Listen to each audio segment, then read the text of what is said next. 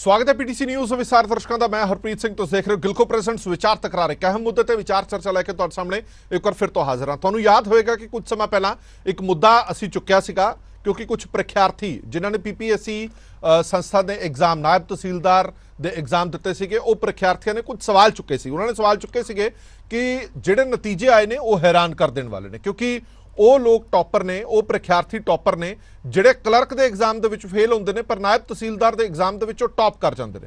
ਕੁਝ ਸਿਮਿਲੈਰਿਟੀਜ਼ ਉਹਨਾਂ ਨੇ ਕੱਢੀਆਂ ਸੀਗੀਆਂ, ਇੱਕੋ ਖਿੱਤੇ ਦੇ ਨਾਲ ਜੁੜੇ ਹੋਏ, ਪਿੰਡਾਂ ਦੇ ਨਾਲ ਜੁੜੇ ਹੋਏ, ਇੱਕੋ ਪੈਟਰਨ ਦੇ ਨਾਲ ਇਹ ਰਿਜ਼ਲਟ ਆਇਆ ਜੋ ਸਾਨੂੰ ਸ਼ੰਕੇ ਪੈਦਾ ਕਰਦਾ ਹੈ ਸਾਡੇ ਮਨ ਦੇ ਵਿੱਚ ਕਿ ਕਿਤੇ ਨਾ ਕਿਤੇ ਦਾਲ ਦੇ ਵਿੱਚ ਕੁਝ ਕਾਲਾ ਜ਼ਰੂਰ ਹੈ। वार-वार इन्होंने डिमांड की कि इस मसले की जांच की जाए और पीटीसी के प्लेटफॉर्म पर भी 2-3 बार असीं डिबेट्स भी कीतियां, वार-वार खबरां भी चलाइयां, तां जाके सरकारे दरबारे एक गल पहुंची कि दाल दे विच कुछ काला नहीं है, सारी दाल ही काली है।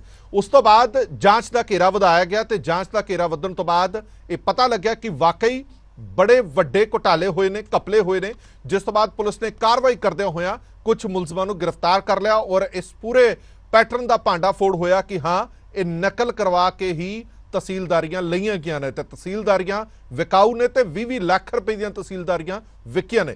साडी खास पेशकश तहसीलदारियां विकाऊ ने। जी हाँ, तहसीलदारियां विकाऊ ने असीं नहीं कह रहे, ये पुलिस कह रही है। पुलिस कह रही है कि अंक दिवाउण दे लई 20 ਤੋਂ 22 लाख रुपए दे विच सौदा होया सीगा और नकल मरवा के जिहड़े एग्जाम ने पास करवाए गए, बच्चे टॉपर रहे। सिर्फ शंके पहला जरूर पैदा हुए सीगे कि इक्को तरह के रिजल्ट, इक्को तरह के नतीजे ने, जिहड़ा ये पैटर्न है ये शंके पैदा करता।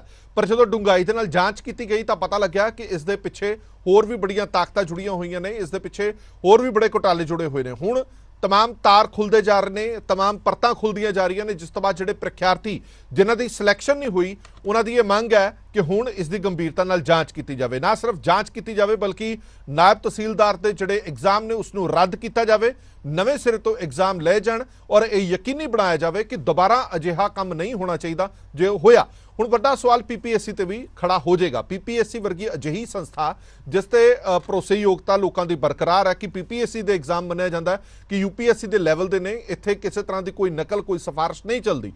पर जे इस एग्जाम के विच नकल चल गई ਤਾਂ ਸਾਖ ਨੂੰ ਧੱਕਾ ਤਾਂ ਜ਼ਰੂਰ ਪੀਪੀਐਸਸੀ ਦੇ ਵੀ ਲੱਗਿਆ, ਕਿਉਂਕਿ ਜਦੋਂ ਅਸੀਂ ਮੁੱਦਾ ਚੱਕਿਆ ਸੀ ਤਾਂ ਅਸੀਂ ਖਾਸ ਤੌਰ ਤੇ ਪੀਪੀਐਸਸੀ ਦਾ ਰਿਐਕਸ਼ਨ ਲੈਣ ਦੀ ਕੋਸ਼ਿਸ਼ ਕੀਤੀ।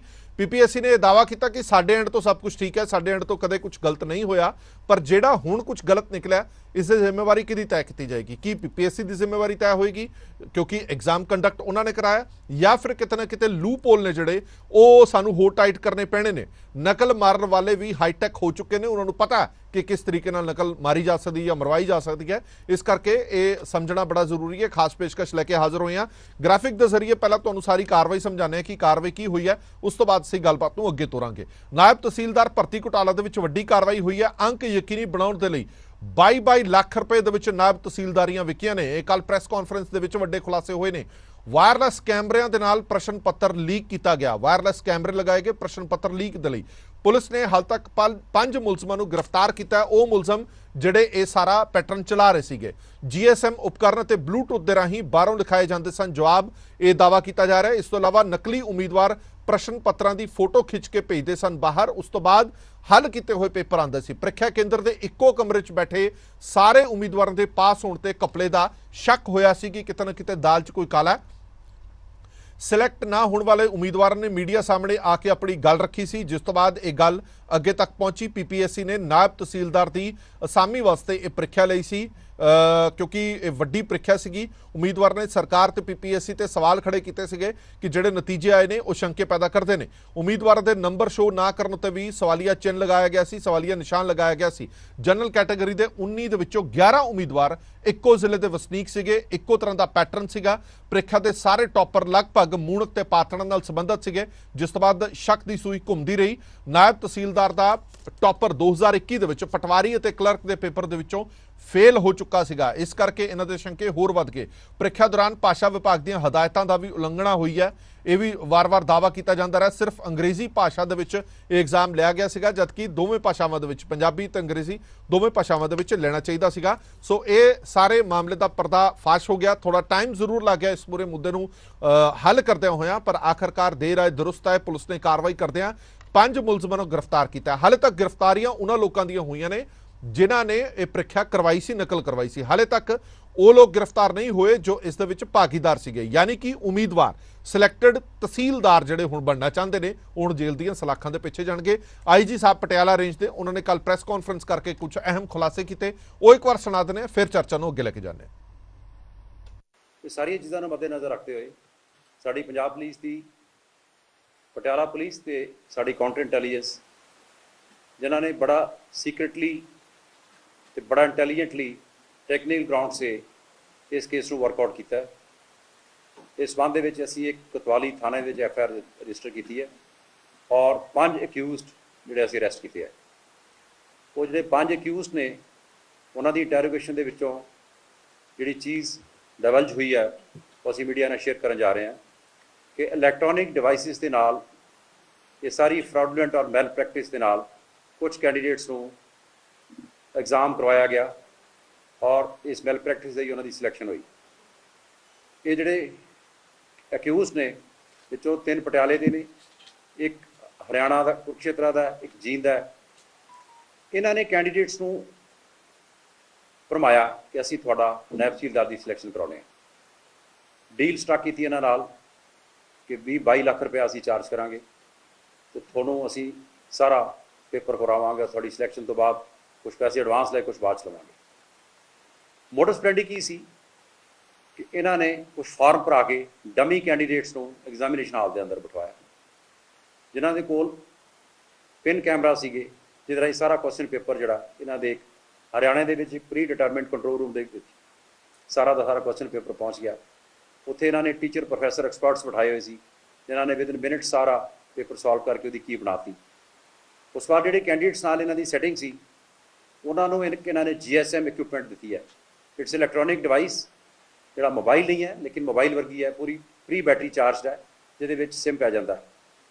ਜਿਹੜੇ ਕੈਂਡੀਡੇਟਸ ਇਹਨਾਂ ਨੇ ਜਿਨ੍ਹਾਂ ਨਾਲ ਸੈਟਿੰਗ ਸੀ ਉਹਨਾਂ ਨੇ 2-2 SIM ਔਰ ਇੱਕ ਨਵਾਂ ਮੋਬਾਈਲ ਫੋਨ ਲੈ ਕੇ ਆਏ। ਇੱਕ SIM GSM ਇਕਵਿਪਮੈਂਟ ਦੇ ਵਿੱਚ ਪਾਇਆ, ਜਿਸ ਨੂੰ ਇਹਨਾਂ ਨੇ ਛੁਪਾ ਕੇ ਕੋਈ ਪੈਰ 'ਚ ਜਰਾਬ ਦੇ ਵਿੱਚ ਐਗਜ਼ਾਮੀਨੇਸ਼ਨ ਹਾਲ ਦੇ ਵਿੱਚ ਅੰਦਰ ਲੈ ਕੇ ਗਏ।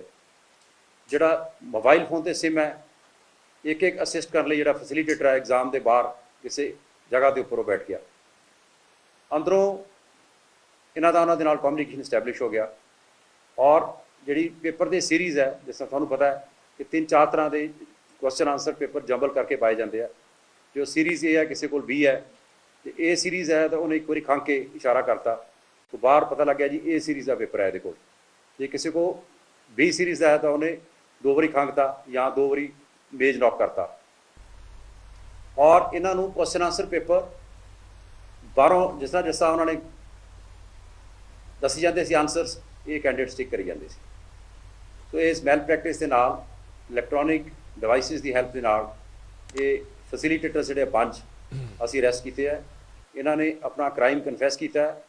इन्होंने को असी 11 GSM इक्विपमेंट रिकवर की है, सिम भी रिकवर होए है, मोबाइल फोन भी रिकवर होया है, लैपटॉप भी असी रिकवर किया है। तो आई जी साहब ने बड़े खुलासे किए ने। आई जी साहब दी गल्लां सुन के इदां लग रहा सी कि किसी फिल्म की स्क्रिप्ट की कहानी चल रही है, क्योंकि आम तौर पर अजिहियां चीज़ां असी सीरीज़ दे विच वैब सीरीज़ दे विच देखते हैं या फिल्मां दे विच देखते हैं, पर यह हकीकत दे विच भी होया जिसनूं फड़ लिया गया। हुण इस पूरे मुद्दे ते गलबात करन दे लई साडे नाल खास मेहमान जुड़े हुए हैं। वो 2 मेहमान भी साडे नाल जुड़े हुए हैं जिन्हां ने यह दावा किया सीगा कि घोटाला होया और उदों सरकार मनण नूं तैयार नहीं सी, पुलिस मनण नूं तैयार नहीं सी, PPSC मनण नूं तैयार नहीं सी कि कोई घोटाला होया भी है। साडे नाल मौजूद ने डॉक्टर आजादविंदर सिंह परीक्षार्थी ने जिन्होंने एग्जाम दिता सीगा। साडे नाल मौजूद ने सुनील गर्ग ये भी परीक्षार्थी ने जिन्होंने एग्जाम दिता सी, जिन्हां दी सिलेक्शन नहीं हुई। और साडे नाल एक्सपर्ट भी मौजूद ने डॉक्टर CP कंबोज साहब, साइबर एक्सपर्ट ने, माहर ने। बहुत बहुत स्वागत है तिन्ने मेहमानों का, क्योंकि ये मुद्दा बहुत सेंसिटिव है। वो बच्चे जिहड़े सारा साल मेहनत करते हैं, वो बच्चे जिहड़े दिन रात घोखते हैं कि किवें असीं नायब तहसीलदार या पटवारी के एग्जाम ने जिहड़े उन्हां दे विचों निकल जाइए। पर एक वो परीक्षार्थी हुंदे ने जिहड़े सौखा राह लभदे ने कि नकल मार लीए, ब्लूटूथ का इस्तेमाल कर लीए, GSM का इस्तेमाल कर लीए और सौखे राह के जरिए असीं पटवारी या तहसीलदार बन जाइए। सो ये सौखा राह के उत्ते चैक किसने रखना सीगा? चैक रखना सी PPSC ने। चैक किसने रखना सी? सरकार ने। चैक रखना सीगा एग्जाम लैण वाली बॉडी ने, कि अजिहा ना होवे कि वो लोग जिहड़े सौखे राह ये सारी मंजिल सर करना चाहते हैं उन्होंने राह के अड़ीके असीं बणीए, पर अड़ीके नहीं बन सके। वो तो मंजिल तक पहुँचण ही वाले सीगे, पर इन्हां परीक्षार्थियों ने ਹੀਲਾ ਕੀਤਾ, ਇਹਨਾਂ ਪ੍ਰਖਿਆਰਥੀਆਂ ਨੇ ਤਹੀਆ ਕੀਤਾ, ਤਾਂ ਜਾ ਕੇ ਇਹ ਸਾਰਾ ਭਾਂਡਾ ਫੋੜ ਹੋਇਆ। ਸ਼ੁਰੂਆਤ ਡਾਕਟਰ ਆਜ਼ਾਦਵਿੰਦਰ ਸਿੰਘ ਤੋਂ ਕਰਦੇ ਹਾਂ। ਡਾਕਟਰ ਸਾਹਿਬ, ਤੁਹਾਨੂੰ ਬਹੁਤ-ਬਹੁਤ ਮੁਬਾਰਕਾਂ ਵੀ। ਸਭ ਤੋਂ ਪਹਿਲਾਂ ਤੁਸੀਂ ਕਾਮਯਾਬ ਹੋਏ, ਜਿਹੜੀ ਗੱਲ ਤੁਸੀਂ ਰੱਖੀ ਉਹੀ ਗੱਲ ਨਿਕਲ ਕੇ ਵੀ ਸਾਹਮਣੇ ਆਈ, ਉਹੀ ਗੱਲਾਂ ਸੱਚ ਵੀ ਸਾਬਤ ਹੋਈਆਂ। ਹੁਣ ਤੁਹਾਨੂੰ ਕੀ ਲੱਗਦਾ ਕਿ ਇੱਕ ਮੰਜ਼ਲ ਤੁਸੀਂ ਸਰ ਕਰ ਲਈ ਹੈ, ਪੜਾਅ ਜਿਹੜਾ ਉਹ ਪਾਰ ਕਰ ਲਿਆ? ਹਾਂਜੀ, ਧੰਨਵਾਦ ਸਭ ਤੋਂ ਪਹਿਲਾਂ ਤੁਹਾਡਾ ਜੀ ਜੀ। ਹਾਂਜੀ, ਬਹੁਤ ਅਸੀਂ ਇਸ ਚੀਜ਼ ਤੋਂ ਖੁਸ਼ ਹੋਏ ਹਾਂ। ਅਸੀਂ ਸਾਡੀ ਤਸੱਲੀ ਹੋਈ ਹੈ ਕਿ ਆਖਿਰਕਾਰ ਸਾਡੀ ਆਵਾਜ਼ ਸੁਣੀ ਗਈ ਜਿੱਥੇ ਅਸੀਂ ਸੁਣਾਉਣਾ ਚਾਹੁੰਦੇ ਸੀਗੇ। ਠੀਕ ਹੈ ਜੀ, ਪੁਲਿਸ ਨੇ FIR ਲਾਂਚ ਕੀਤੀ ਹੈ। ਪੁਲਿਸ ਨੇ ਸਾਨੂੰ ਇਹ ਵੀ ਪਤਾ ਲੱਗਾ ਬਹੁਤ ਹੀ ਇੱਕ ਕਾਬਲ ਆਫੀਸਰ ਦੀ ਟੀਮ ਜਿਹੜੀ ਹੈ ਪੂਰੀ ਬਾਰੀਕੀ ਦੇ ਨਾਲ ਇਹਦੀ ਜਾਂਚ ਕਰ ਰਹੀ ਹੈ। ਠੀਕ ਹੈ ਜੀ, ਸਾਨੂੰ ਇਹ ਸਾਡੀ ਜਿਹੜੀ ਜਰਨੀ ਸੀਗੀ ਥੋੜੀ ਜਿਹੀ ਲੰਬੀ ਚਲੀ ਗਈ, ਬਟ ਅਸੀਂ ਕੈਂਡੀਡੇਟਸ ਹਾਂ, ਸਾਡਾ ਪੇਸ਼ੈਂਸ ਲੈਵਲ ਘੱਟ ਹੁੰਦਾ ਹੈ ਕਿਸੇ ਵੀ ਚੀਜ਼ ਨੂੰ ਸਾਨੂੰ ਵੀ ਹੁਣੇ ਰਿਜ਼ਲਟ ਆ ਜਾਵੇ। ਠੀਕ ਹੈ, ਸੋ ਜਿਹੜੀ ਏਜੰਸੀਜ਼ ਸਾਡਾ ਇਸ ਚੀਜ਼ ਨੂੰ ਸਾਨੂੰ ਸਾਥ ਦਿੱਤਾ ਉਹਨਾਂ ਨੇ। ਸਭ ਤੋਂ ਪਹਿਲਾਂ ਮੀਡੀਆ, ਜਿਹੜਾ ਮੀਡੀਆ ਨੇ ਸਾਨੂੰ ਬਹੁਤ ਸਪੋਰਟ ਕੀਤਾ। ਸਾਡੇ ਇੰਜਨ ਸੀ ਇਸ ਮੂਵਮੈਂਟ ਤੇ ਡਾਕਟਰ ਪਿਆਰੀ ਲਾਲ ਗਰਗ, ਉਹਨਾਂ ਨੇ ਕਿਹਾ ਸੀ ਜਿੰਨਾ ਚਿਰ ਸੱਚ ਤੇ ਖੜੇ ਹੋ ਮੈਂ ਤੁਹਾਡੇ ਨਾਲ ਹਾਂ। ਠੀਕ ਹੈ ਜੀ, ਫਿਰ ਸਾਡੇ ਆਪੋਜੀਸ਼ਨ ਲੀਡਰ ਜਿਨ੍ਹਾਂ ਨੇ ਮੂਵਮੈਂਟ ਸਟਾਰਟ ਕਰਵਾਈ, ਸਾਡੀ ਹੈਲਪ ਕੀਤੀ, ਖਹਿਰਾ ਸਾਹਿਬ ਕਾਂਗਰਸ ਤੋਂ, ਫਿਰ ਆਪਣੇ ਮਜੀਠੀਆ ਸਾਹਿਬ, ਉਹਨਾਂ ਨੇ ਓਪਨਲੀ ਸਾਨੂੰ ਸਪੋਰਟ ਕੀਤਾ ਵੀ ਤੁਸੀਂ ਸੱਚ ਤੇ ਖੜੇ ਹੋ। ਲੀਡਰ ਆਫ ਆਪੋਜੀਸ਼ਨ ਬਾਜਵਾ ਸਾਹਿਬ ਨੇ ਸਾਨੂੰ ਸਪੋਰਟ ਕੀਤਾ। ਫਿਰ ਸਾਨੂੰ ਕੁਲਤਾਰ ਸਿੰਘ ਸੰਧਵਾ ਜਿਹੜੇ ਆਪਣੇ ਆਨਰੇਬਲ ਸਪੀਕਰ ਨੇ, ਉਹਨਾਂ ਨੇ ਪਰਸਨਲ ਲੈਵਲ ਤੇ ਕਿਹਾ ਕਿ ਅਸੀਂ ਇਸ ਚੀਜ਼ ਨੂੰ ਗੰਭੀਰਤਾ ਨਾਲ ਦੇਖਾਂਗੇ। ਤੇ ਉਹ ਸਾਰਿਆਂ ਦੀ ਸਭ ਤੋਂ ਵੱਡਾ ਯੋਗਦਾਨ ਸੀਗਾ ਇਹਨਾਂ ਚੀਜ਼ਾਂ ਦੇ ਵਿੱਚ ਮੀਡੀਆ ਦਾ, ਕਿ ਮੀਡੀਆ ਸਾਡੀ ਆਵਾਜ਼ ਨੂੰ ਹਰ ਉਸ ਕਿਨਾਰੇ ਤੱਕ, ਕੋਨੇ ਤੱਕ ਪਹੁੰਚਾ ਰਿਹਾ ਸੀਗਾ ਜਿੱਥੇ ਪਹੁੰਚਣੀ ਚਾਹੀਦੀ ਸੀਗੀ। ਕਿਉਂਕਿ ਕਿਤੇ ਨਾ ਕਿਤੇ ਪਹਿਲਾਂ ਸਾਡੇ ਉੱਤੇ ਹੀ ਐਲੀਗੇਸ਼ਨ ਆ ਰਿਹਾ ਸੀਗਾ ਕਿ ਇਹ 2-4 ਜਣੇ ਹੀ, ਹਾਂ ਵੀ ਜਿਹੜੇ ਆਮ ਤੌਰ ਤੇ ਹੁੰਦਾ ਕਿ ਜਿਹੜੇ ਪ੍ਰਖਿਆਰਥੀ ਸਿਲੈਕਟ ਨਹੀਂ ਹੁੰਦੇ ਤਾਂ ਸਭ ਤੋਂ ਪਹਿਲਾਂ ਨਿਸ਼ਾਨਾ ਉਹੀ ਹੁੰਦਾ ਕਿ ਜਿਹੜੇ ਸਿਲੈਕਟ ਨਹੀਂ ਹੁੰਦੇ ਉਹ ਤਾਂ ਰੌਲਾ ਪਾਉਂਦੇ ਹੀ ਪਾਉਂਦੇ ਆ। ਇਸ ਕਰਕੇ ਜਦੋਂ ਮੇਰੇ ਕੋਲ ਵੀ ਇਹਨਾਂ ਨੇ ਪਹੁੰਚ ਕੀਤੀ ਤਾਂ ਮੈਂ ਵੀ ਪਹਿਲਾ ਸਵਾਲ ਇਹੀ ਕੀਤਾ ਕਿ ਅਸੀਂ ਡਿਬੇਟ ਨਹੀਂ ਕਰਨੀ, ਕਿਉਂਕਿ ਸਾਨੂੰ ਹਮੇਸ਼ਾ ਇਹ ਹੁੰਦਾ ਕਿ ਜਿਹੜੇ ਪ੍ਰਖਿਆਰਥੀ ਸਿਲੈਕਟ ਨਹੀਂ ਹੁੰਦੇ ਉਹ ਰੌਲਾ ਪਾਉਂਦੇ ਹੀ ਪਾਉਂਦੇ। ਪਰ ਜਦੋਂ ਇਹ ਚੀਜ਼ਾਂ ਇਹਨਾਂ ਨੇ ਸਾਹਮਣੇ ਰੱਖੀਆਂ, ਜਿਹੜੇ ਤਰਕ ਇਹਨਾਂ ਨੇ ਸਾਹਮਣੇ ਰੱਖੇ, ਉਸ ਤੋਂ ਬਾਅਦ ਅਸੀਂ ਵੀ ਸੈਟੀਸਫਾਈਡ ਹੋਏ ਕਿ ਨਹੀਂ, ਇਹਨਾਂ ਦੀ ਗੱਲ ਦੇ ਵਿੱਚ ਦਮ ਹੈ, ਇਹਨਾਂ ਦੀ ਆਵਾਜ਼ ਹੈ ਜਿਹੜੀ ਉਹ ਸਰਕਾਰ ਦੇ ਦਰਬਾਰ ਤੱਕ ਪਹੁੰਚਣੀ ਚਾਹੀਦੀ ਹੈ। ਇਸ ਤੋਂ ਪਹਿਲਾਂ 2 ਡਿਬੇਟਸ ਅਸੀਂ ਇਸੇ ਮੁੱਦੇ ਤੇ ਖਾਸ ਤੌਰ ਤੇ ਕੀਤੀਆਂ ਸੀਗੀਆਂ ਕਿ ਇਹ ਸਰਕਾਰ ਦੇ ਕੰਨਾਂ ਤੱਕ ਆਵਾਜ਼ ਪਹੁੰਚੇ ਤੇ ਇਸ ਮਸਲੇ ਦੀ ਜਾਂਚ ਹੋਵੇ। ਇੱਕ ਸਵਾਲ ਡਾਕਟਰ ਸਾਹਿਬ ਮੈਂ ਤੁਹਾਡੇ ਤੋਂ ਜ਼ਰੂਰ ਪੁੱਛਣਾ ਚਾਹਣਾ, ਜਿਹੜੀਆਂ ਚੀਜ਼ਾਂ ਤੁਸੀਂ ਗੌਰ ਦੇ ਨਾਲ ਦੇਖੀਆਂ, ਜਿਹੜੀਆਂ ਚੀਜ਼ਾਂ ਤੁਹਾਡੀ ਨਜ਼ਰ ਦੇ ਵਿੱਚ ਆਈਆਂ, ਪੈਟਰਨ ਜਿਹੜਾ ਤੁਹਾਡੀ ਨਜ਼ਰ ਦੇ ਵਿੱਚ ਆਇਆ ਕਿ ਇੱਕੋ ਕਸਬੇ ਦੇ ਨਾਲ, ਇੱਕੋ ਇਲਾਕੇ ਦੇ ਨਾਲ ਜੁੜੇ ਹੋਏ ਲੋਕ ਨੇ, ਉਹ ਪ੍ਰਖਿਆਰਥੀ ਨੇ ਜਿਹੜੇ ਪਟਵਾਰੀ ਦੇ ਜਾਂ ਪੁਲਿਸ ਦੇ ਐਗਜ਼ਾਮ ਨਹੀਂ ਪਾਸ ਕਰ ਪਾਉਂਦੇ ਤਾਂ ਉਹ ਇੰਨਾ ਔਖਾ ਪੇਪਰ ਪਾਸ ਕਰ ਲੈਂਦੇ ਨੇ। ਇਹ ਚੀਜ਼ਾਂ ਜਿਹੜੀਆਂ ਤੁਸੀਂ ਫੜ ਲੀਆਂ, ਇਹ ਸਾਡੀਆਂ ਏਜੰਸੀਆਂ ਜਾਂ PPSC ਜਾਂ ਹੋਰ ਜਿਹੜੀਆਂ ਚੀਜ਼ਾਂ ਨੇ, ਇਹ ਉਹਨਾਂ ਦੀ ਨਜ਼ਰ ਤੋਂ ਕਿਵੇਂ ਅੱਖੋਂ ਪਰੋਖੇ ਰਹੀਆਂ? ਇਹੀ ਤਾਂ ਸਰ ਸਾਡਾ ਸਵਾਲ ਸੀਗਾ। ਅਸੀਂ ਇਸੇ ਚੀਜ਼ ਲਈ ਤਾਂ ਇੰਨੇ ਚਿਰ ਤੋਂ ਵਰਕ ਕਰ ਰਹੇ ਸੀਗੇ। ਪਰ ਸਰ ਇਹ ਨਾ ਸੱਚਾਈ ਦੀ ਵੀ ਕਿਸਮਤ ਹੁੰਦੀ ਹੈ, ਸੱਚਾਈ ਦੀ ਕਿਸਮਤ ਨਾਲ ਹੀ ਜਿੱਤੀ ਇਸ ਵਾਰ ਵੀ। ਦੇਖੋ ਵੀ ਇਹ ਪੈਟਰਨ ਇਸੇ ਕਰਕੇ ਫੜਿਆ ਗਿਆ ਕਿ ਇਹ ਉਹਨਾਂ ਨੇ ਜਿਨ੍ਹਾਂ ਨੇ ਇਹ ਪੇਪਰ ਕਰਵਾਉਣਾ ਸੀ, ਉਹਨਾਂ ਨੇ ਸਿਰਫ ਇੱਕ ਮੂਰਖਤਾ ਕਰ ਲਈ ਜਿਹੜੀ ਆਪਣੇ ਲਈ ਇੱਕ ਰਾਮਬਾਣ ਹੋ ਗਈ ਕਿ ਉਹਨਾਂ ਨੇ ਇੱਕ ਏਰੀਆ ਦੇ ਬੰਦਿਆਂ ਨੂੰ ਹੀ ਡੀਲ ਕਰ ਲਿਆ ਕਿ ਅਸੀਂ ਤੁਹਾਨੂੰ ਸਿਲੈਕਟ ਕਰਵਾਵਾਂਗੇ।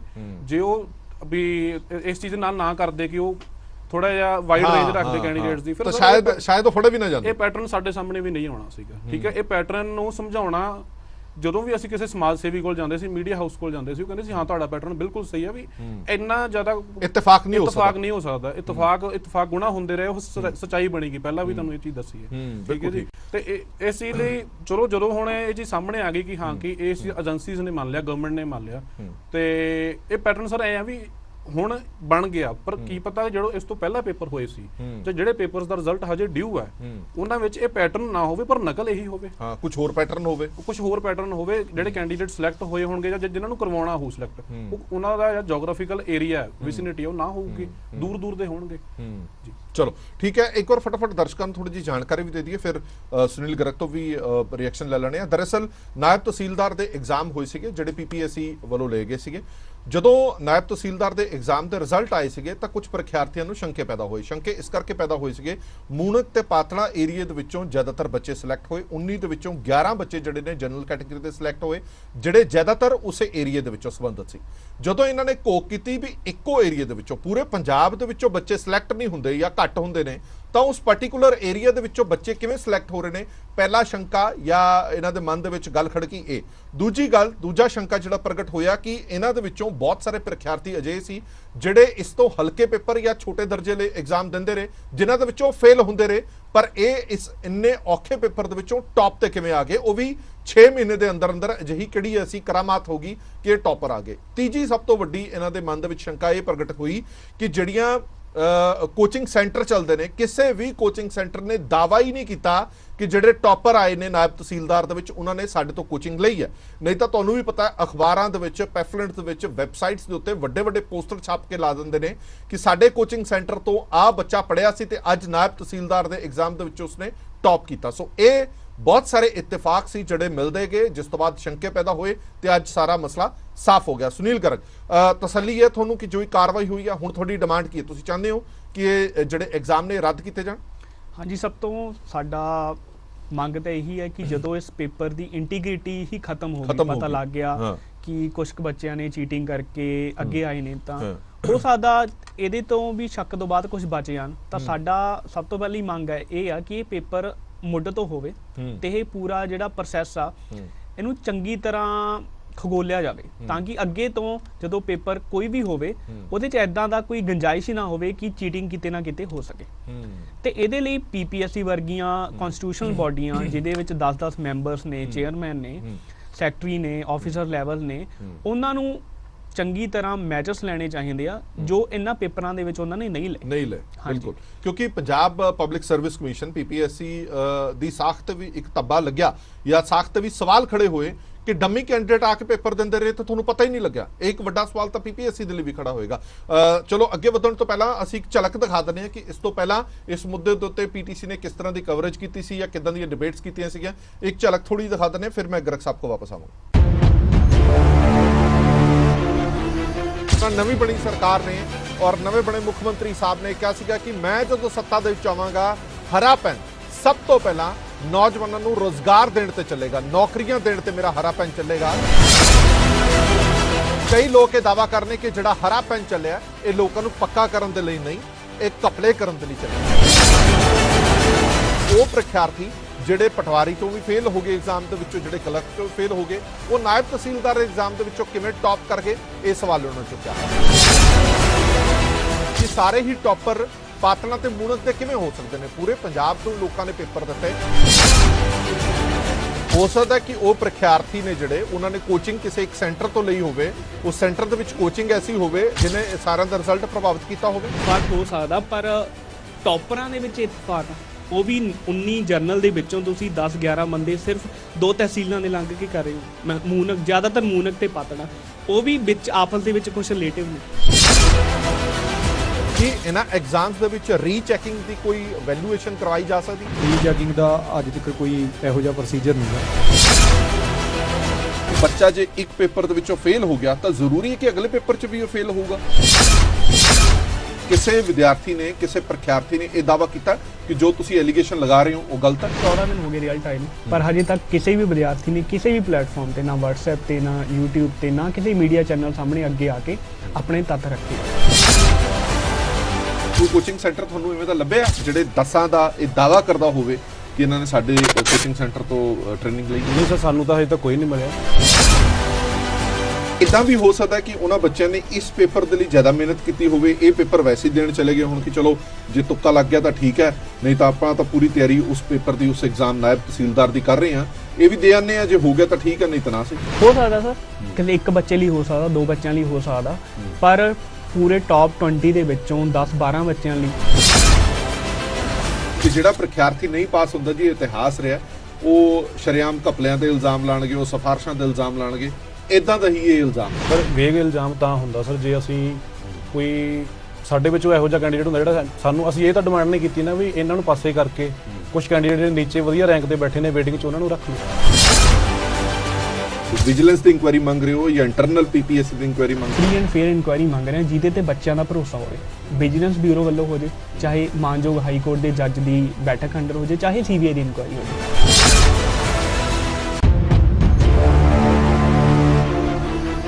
ਸੋ ਇਹ ਮੁੱਦਾ ਗੰਭੀਰਤਾ ਦੇ ਨਾਲ ਚੁੱਕਿਆ ਗਿਆ ਤੇ ਅੱਜ ਨਤੀਜੇ ਤੇ ਪਹੁੰਚ ਗਿਆ। ਸੁਨੀਲ ਗਰਗ, ਹੁਣ ਸਵਾਲ ਇਹ ਖੜਾ ਹੁੰਦਾ ਹੈ ਕਿ ਜਿਵੇਂ IG ਸਾਹਿਬ ਦੀ ਅਸੀਂ ਪ੍ਰੈਸ ਕਾਨਫਰੰਸ ਵੀ ਸੁਣੀ ਹੈ, ਉਹਨਾਂ ਨੇ ਇੱਕ ਇੱਕ ਕਰਕੇ ਸਾਰੀਆਂ ਤੰਦਾਂ ਨੇ ਜਿਹੜੀਆਂ ਉਹ ਜੋੜ ਦਿੱਤੀਆਂ। ਉਮੀਦਵਾਰ ਹਲੇ ਵੀ ਪਹੁੰਚ ਤੋਂ ਬਾਹਰ ਨੇ ਜਾਂ ਪਕੜ ਤੋਂ ਬਾਹਰ ਨੇ। ਤੁਹਾਨੂੰ ਲੱਗਦਾ ਹੈ ਕਿ ਜਿੰਨੇ ਕਸੂਰਵਾਰ ਇਹ ਲੋਕ ਨੇ ਜਿਹੜੇ ਨਕਲ ਕਰਾ ਰਹੇ ਸੀ, ਉਨੇ ਕਸੂਰਵਾਰ ਉਹ ਉਮੀਦਵਾਰ ਵੀ ਨੇ ਜਿਹੜੇ ਨਕਲ ਕਰ ਰਹੇ ਸੀਗੇ?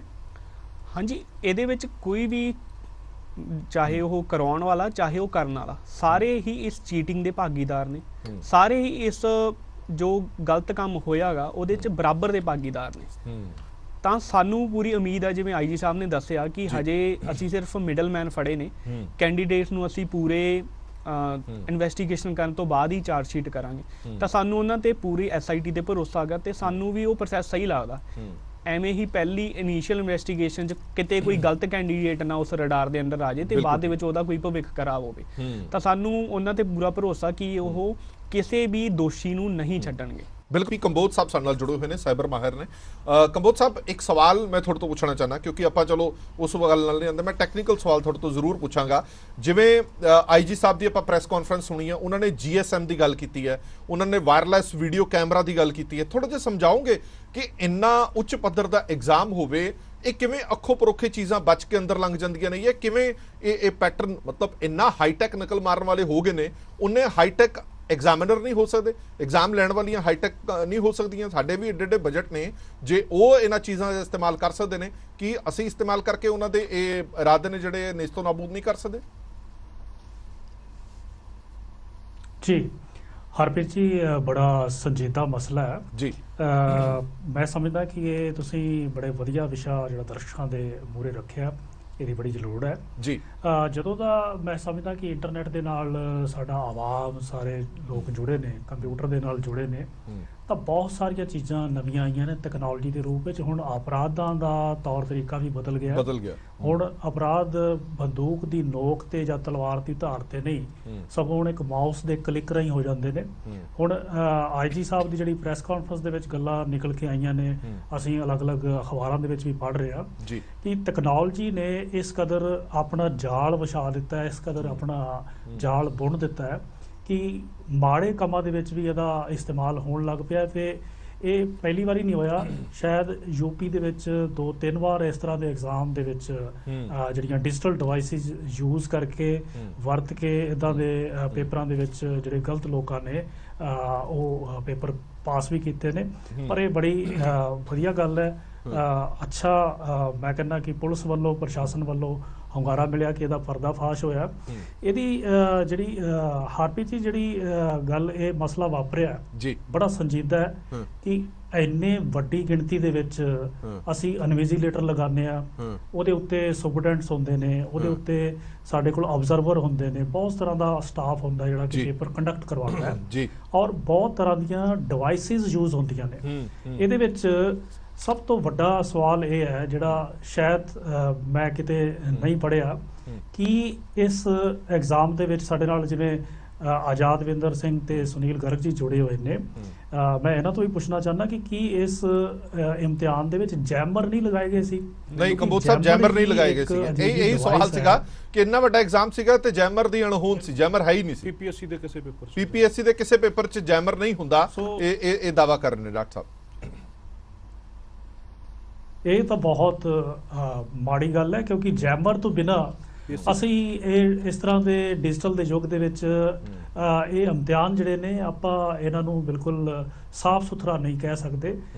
ਜੈਮਰ ਹੀ ਇੱਕ ਐਸੀ ਤਕਨੀਕ ਹੈ ਕਿ ਨੇੜੇ ਦਾ ਜਿਹੜਾ ਵੀ ਟਾਵਰ ਹੁੰਦਾ ਹੈ, ਮੋਬਾਈਲ ਦਾ ਟਾਵਰ ਹੁੰਦਾ ਹੈ, ਉਹਦੇ ਮੇਚ ਦੀ ਫ੍ਰੀਕੁਐਂਸੀ ਪ੍ਰੋਡਿਊਸ ਕਰਦੇ ਨੇ, ਪੈਦਾ ਕਰਦੇ ਨੇ, ਤੇ ਉਹਨੂੰ ਪਾਵਰਫੁਲ ਬਣਾ ਕੇ ਉਹ ਜੈਮਰ ਐਸੀ ਫ੍ਰੀਕੁਐਂਸੀ ਬਣਾਉਂਦੇ ਨੇ ਕਿ ਉਹ ਆਪਣੇ ਆਪ ਤੰਦਾਂ ਜਿਹੜੀਆਂ ਨੇ ਫ੍ਰੀਕੁਐਂਸੀ ਦੀ ਕੱਟੀਆਂ ਜਾਂਦੀਆਂ। ਜਿਵੇਂ ਇਸ ਐਗਜ਼ਾਮ ਦੇ ਵਿੱਚ GSM, ਜਿਹਨੂੰ ਅਸੀਂ ਗਲੋਬਲ ਸਿਸਟਮ ਫਾਰ ਮੋਬਾਈਲ ਕਹਿੰਦੇ ਆ, ਇੱਕ ਛੋਟਾ ਜਿਹਾ ਬਕਸਾ ਹੁੰਦਾ ਹੈ, ਉਹਦੇ 'ਚ ਸਿਮ ਪੈ ਜਾਂਦਾ ਹੈ, ਬੈਟਰੀ ਪਹਿਲਾਂ ਹੀ ਹੁੰਦੀ ਹੈ, ਤਾਂ ਉਹ ਮੋਬਾਈਲ ਦੀ ਤਰ੍ਹਾਂ ਕੰਮ ਕਰਦਾ ਹੈ। ਉਹ GSM ਦੇ ਵਿੱਚ ਸਿਮ ਲੱਗਿਆ ਹੋਇਆ ਸੀਗਾ, ਇੱਕ ਮਾਈਕਰੋ ਸਕੈਨਰ ਸੀ, ਕੈਮਰਾ ਕਹਿ ਲਓ ਉਹਨੂੰ, ਕੈਮਰੇ ਦੇ ਰਾਹੀਂ ਫੋਟੋਆਂ ਖਿੱਚ ਕੇ ਉਹ ਲੋਕ ਆਪਣੇ ਕੰਟਰੋਲ ਰੂਮ ਤੱਕ ਭੇਜਦੇ ਰਹੇ।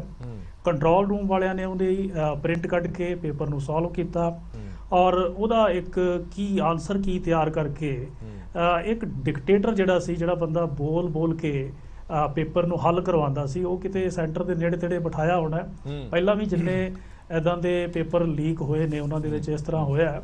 ਤੇ ਜਿਹੜਾ ਕੈਂਡੀਡੇਟ ਸੀ ਉਹਦੇ ਕੋਲ ਇੱਕ ਬਲੂਟੁੱਥ ਵਾਲਾ ਇੱਕ ਬੜਾ ਮਾਈਕਰੋ ਈਅਰਬਡ, ਜਿਹਨੂੰ ਅਸੀਂ ਛੋਟਾ ਸਪੀਕਰ ਕਹਿੰਦੇ ਆ, ਤੇ ਉਹਦੇ ਰਾਹੀਂ ਉਹ ਆਵਾਜ਼ ਸੁਣ ਕੇ ਆਪਣਾ ਜਿਹੜਾ ਪ੍ਰਸ਼ਨ ਪੱਤਰ ਸੀ ਉਹ ਹੱਲ ਕਰਦਾ ਰਿਹਾ। ਸੋ ਇਹ ਚੀਜ਼ਾਂ ਬੇਝਿਜਕ ਔਰ ਬਿਨਾਂ ਕਿਸੇ ਰੁਕਾਵਟ ਦੇ ਹੋ ਸਕਦੀਆਂ ਨੇ ਜੇ ਜੈਮਰ ਨਾ ਲਗਾਏ ਜਾਣ। ਅੱਛਾ ਕੰਬੋਜ ਸਾਹਿਬ, ਇਸ ਵਿੱਚ ਕਿੰਨੀ ਕੁ ਪੋਸੀਬਿਲਿਟੀ ਹੈ ਕਿ ਜੇ ਜੈਮਰ ਲੱਗੇ ਵੀ ਹੋਣ ਤਾਂ ਵੀ ਇਦਾਂ ਦੇ ਕੋਈ ਉਪਕਰਨ ਜਾਂ ਡਿਜੀਟਲ ਉਪਕਰਨ ਹੁੰਦੇ ਨੇ ਜਿਸ ਦੇ ਨਾਲ ਨਕਲ ਹੋ ਜੇ।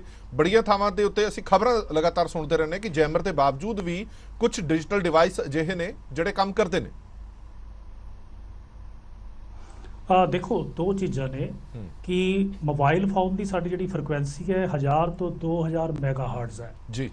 ਇਸ ਸੇਮ ਫ੍ਰੀਕੁਐਂਸੀ ਨੂੰ ਕੱਟਣ ਦੇ ਲਈ ਅਸੀਂ ਜੈਮਰ ਲਗਾਉਂਦੇ ਆ। ਠੀਕ ਹੈ। ਜੇ ਕੋਈ ਇਹੋ ਜਿਹੀ ਡਿਵਾਈਸ ਅਸੀਂ ਕੋਈ ਵਾਕੀ ਟਾਕੀ ਜਾਂ ਇਹੋ ਜਿਹਾ ਸਿਸਟਮ ਖਰੀਦ ਲਈਏ ਜਿਹੜਾ ਇਹਦੀ ਸੇਮ ਫ੍ਰੀਕੁਐਂਸੀ ਨਹੀਂ ਪ੍ਰੋਡਿਊਸ ਕਰਦਾ, ਯਾਨੀ ਕਿ ਜਿਹਨੂੰ ਜੈਮਰ ਨਹੀਂ ਪਕੜ ਸਕਦਾ, ਤਾਂ ਪੋਸੀਬਲ ਹੈ। ਪਰ ਅਜਿਹੇ ਯੰਤਰ ਆਮ ਤੌਰ ਤੇ ਮਾਰਕੀਟ 'ਚ ਨਹੀਂ ਮਿਲਦੇ। ਸਿਰਫ ਰੇਡੀਓ ਫ੍ਰੀਕੁਐਂਸੀ ਜਿਹੜੇ ਮੋਬਾਈਲ ਵਾਲੀ ਹੈ ਉਹ ਅਸੀਂ ਖਰੀਦ ਸਕਦੇ ਆ। ਇਵਨ ਦੈਟ ਜੈਮਰ ਵੀ ਤੁਸੀਂ ਨਹੀਂ ਖਰੀਦ ਸਕਦੇ, ਉਹ ਸਿਰਫ ਪ੍ਰੀਖਿਆ ਲੈਣ ਵਾਲੇ ਅਦਾਰੇ ਜਾਂ ਸਰਕਾਰੀ ਅਦਾਰੇ ਹੀ ਖਰੀਦ ਸਕਦੇ ਨੇ। ਉਸੇ ਤਰ੍ਹਾਂ ਜਿਹੜੀ ਹਟਵੀਂ ਫ੍ਰੀਕੁਐਂਸੀ ਹੈ ਪਬਲਿਕ ਨਹੀਂ ਵਰਤ ਸਕਦੀ, ਉਹਨੂੰ ਮਿਲਟਰੀ ਦੇ ਕੰਮਾਂ ਲਈ ਵਰਤਿਆ ਜਾਂਦਾ ਹੈ। ਸੋ ਆਪਾਂ ਜਿਵੇਂ ਮੈਂ ਪਹਿਲਾਂ ਕਿਹਾ ਕਿ ਜਿਹੜੇ ਇਹ ਲੋਕ ਨੇ ਡਿਜੀਟਲ ਇਹਨਾਂ ਚੀਜ਼ਾਂ ਦਾ ਜਿਹੜਾ ਮਿਸਯੂਜ਼ ਕਰਨ ਵਾਲੇ ਨੇ, ਉਹਨਾਂ ਦਾ ਦਿਮਾਗ ਬਹੁਤ ਚੱਲਦਾ ਹੈ। ਉਹ ਟੈਕਨੋਲੋਜੀ ਤੋਂ ਖੋਜਾਂ ਤੋਂ ਕਿਤੇ ਅੱਗੇ ਚੱਲਦੇ ਨੇ। ਸੋ ਉਹ ਇਸ ਤਰ੍ਹਾਂ ਦੀ ਕੋਈ ਭਾਲ ਕਰ ਸਕਦੇ ਨੇ। ਪਰ ਫਿਲਹਾਲ ਜਿਹੜੀ ਚੀਜ਼ ਦਾ ਸਾਨੂੰ ਪਤਾ ਹੈ ਕਿ ਜੈਮਰ ਦੇ ਰਾਹੀਂ ਘੱਟੋ ਘੱਟ GSM ਜਿਹੜਾ ਸਿਸਟਮ ਹੈ ਜਾਂ ਮੋਬਾਈਲ ਹੈ ਉਹਨੂੰ ਤਾਂ ਆਪਾਂ ਜਾਮ ਕਰ ਸਕਦੇ ਹਾਂ, ਔਰ ਉਹ ਕੀਤਾ ਜਾਣਾ ਚਾਹੀਦਾ ਸੀ। ਬਿਲਕੁਲ ਠੀਕ ਹੈ। ਅੱਛਾ, ਇੱਕ ਛੋਟਾ ਜਿਹਾ ਸਵਾਲ ਕੰਬੋਜ ਸਾਹਿਬ ਹੋਰ ਪੁੱਛਦਾ, ਫਿਰ ਮੈਂ ਬਾਕੀ ਮਹਿਮਾਨਾਂ ਤੋਂ ਪੁੱਛਦਾ। ਜਿਵੇਂ IG ਸਾਹਿਬ ਹੋਰਾਂ ਨੇ ਦੱਸਿਆ ਕਿ ਆਪਣੀ ਜੇਬ ਦੇ ਵਿੱਚ ਜਾਂ ਜੁਰਾਬ ਦੇ ਵਿੱਚ ਲੁਕੋ ਕੇ ਉਹ GSM ਅੰਦਰ ਲੈ ਗਏ।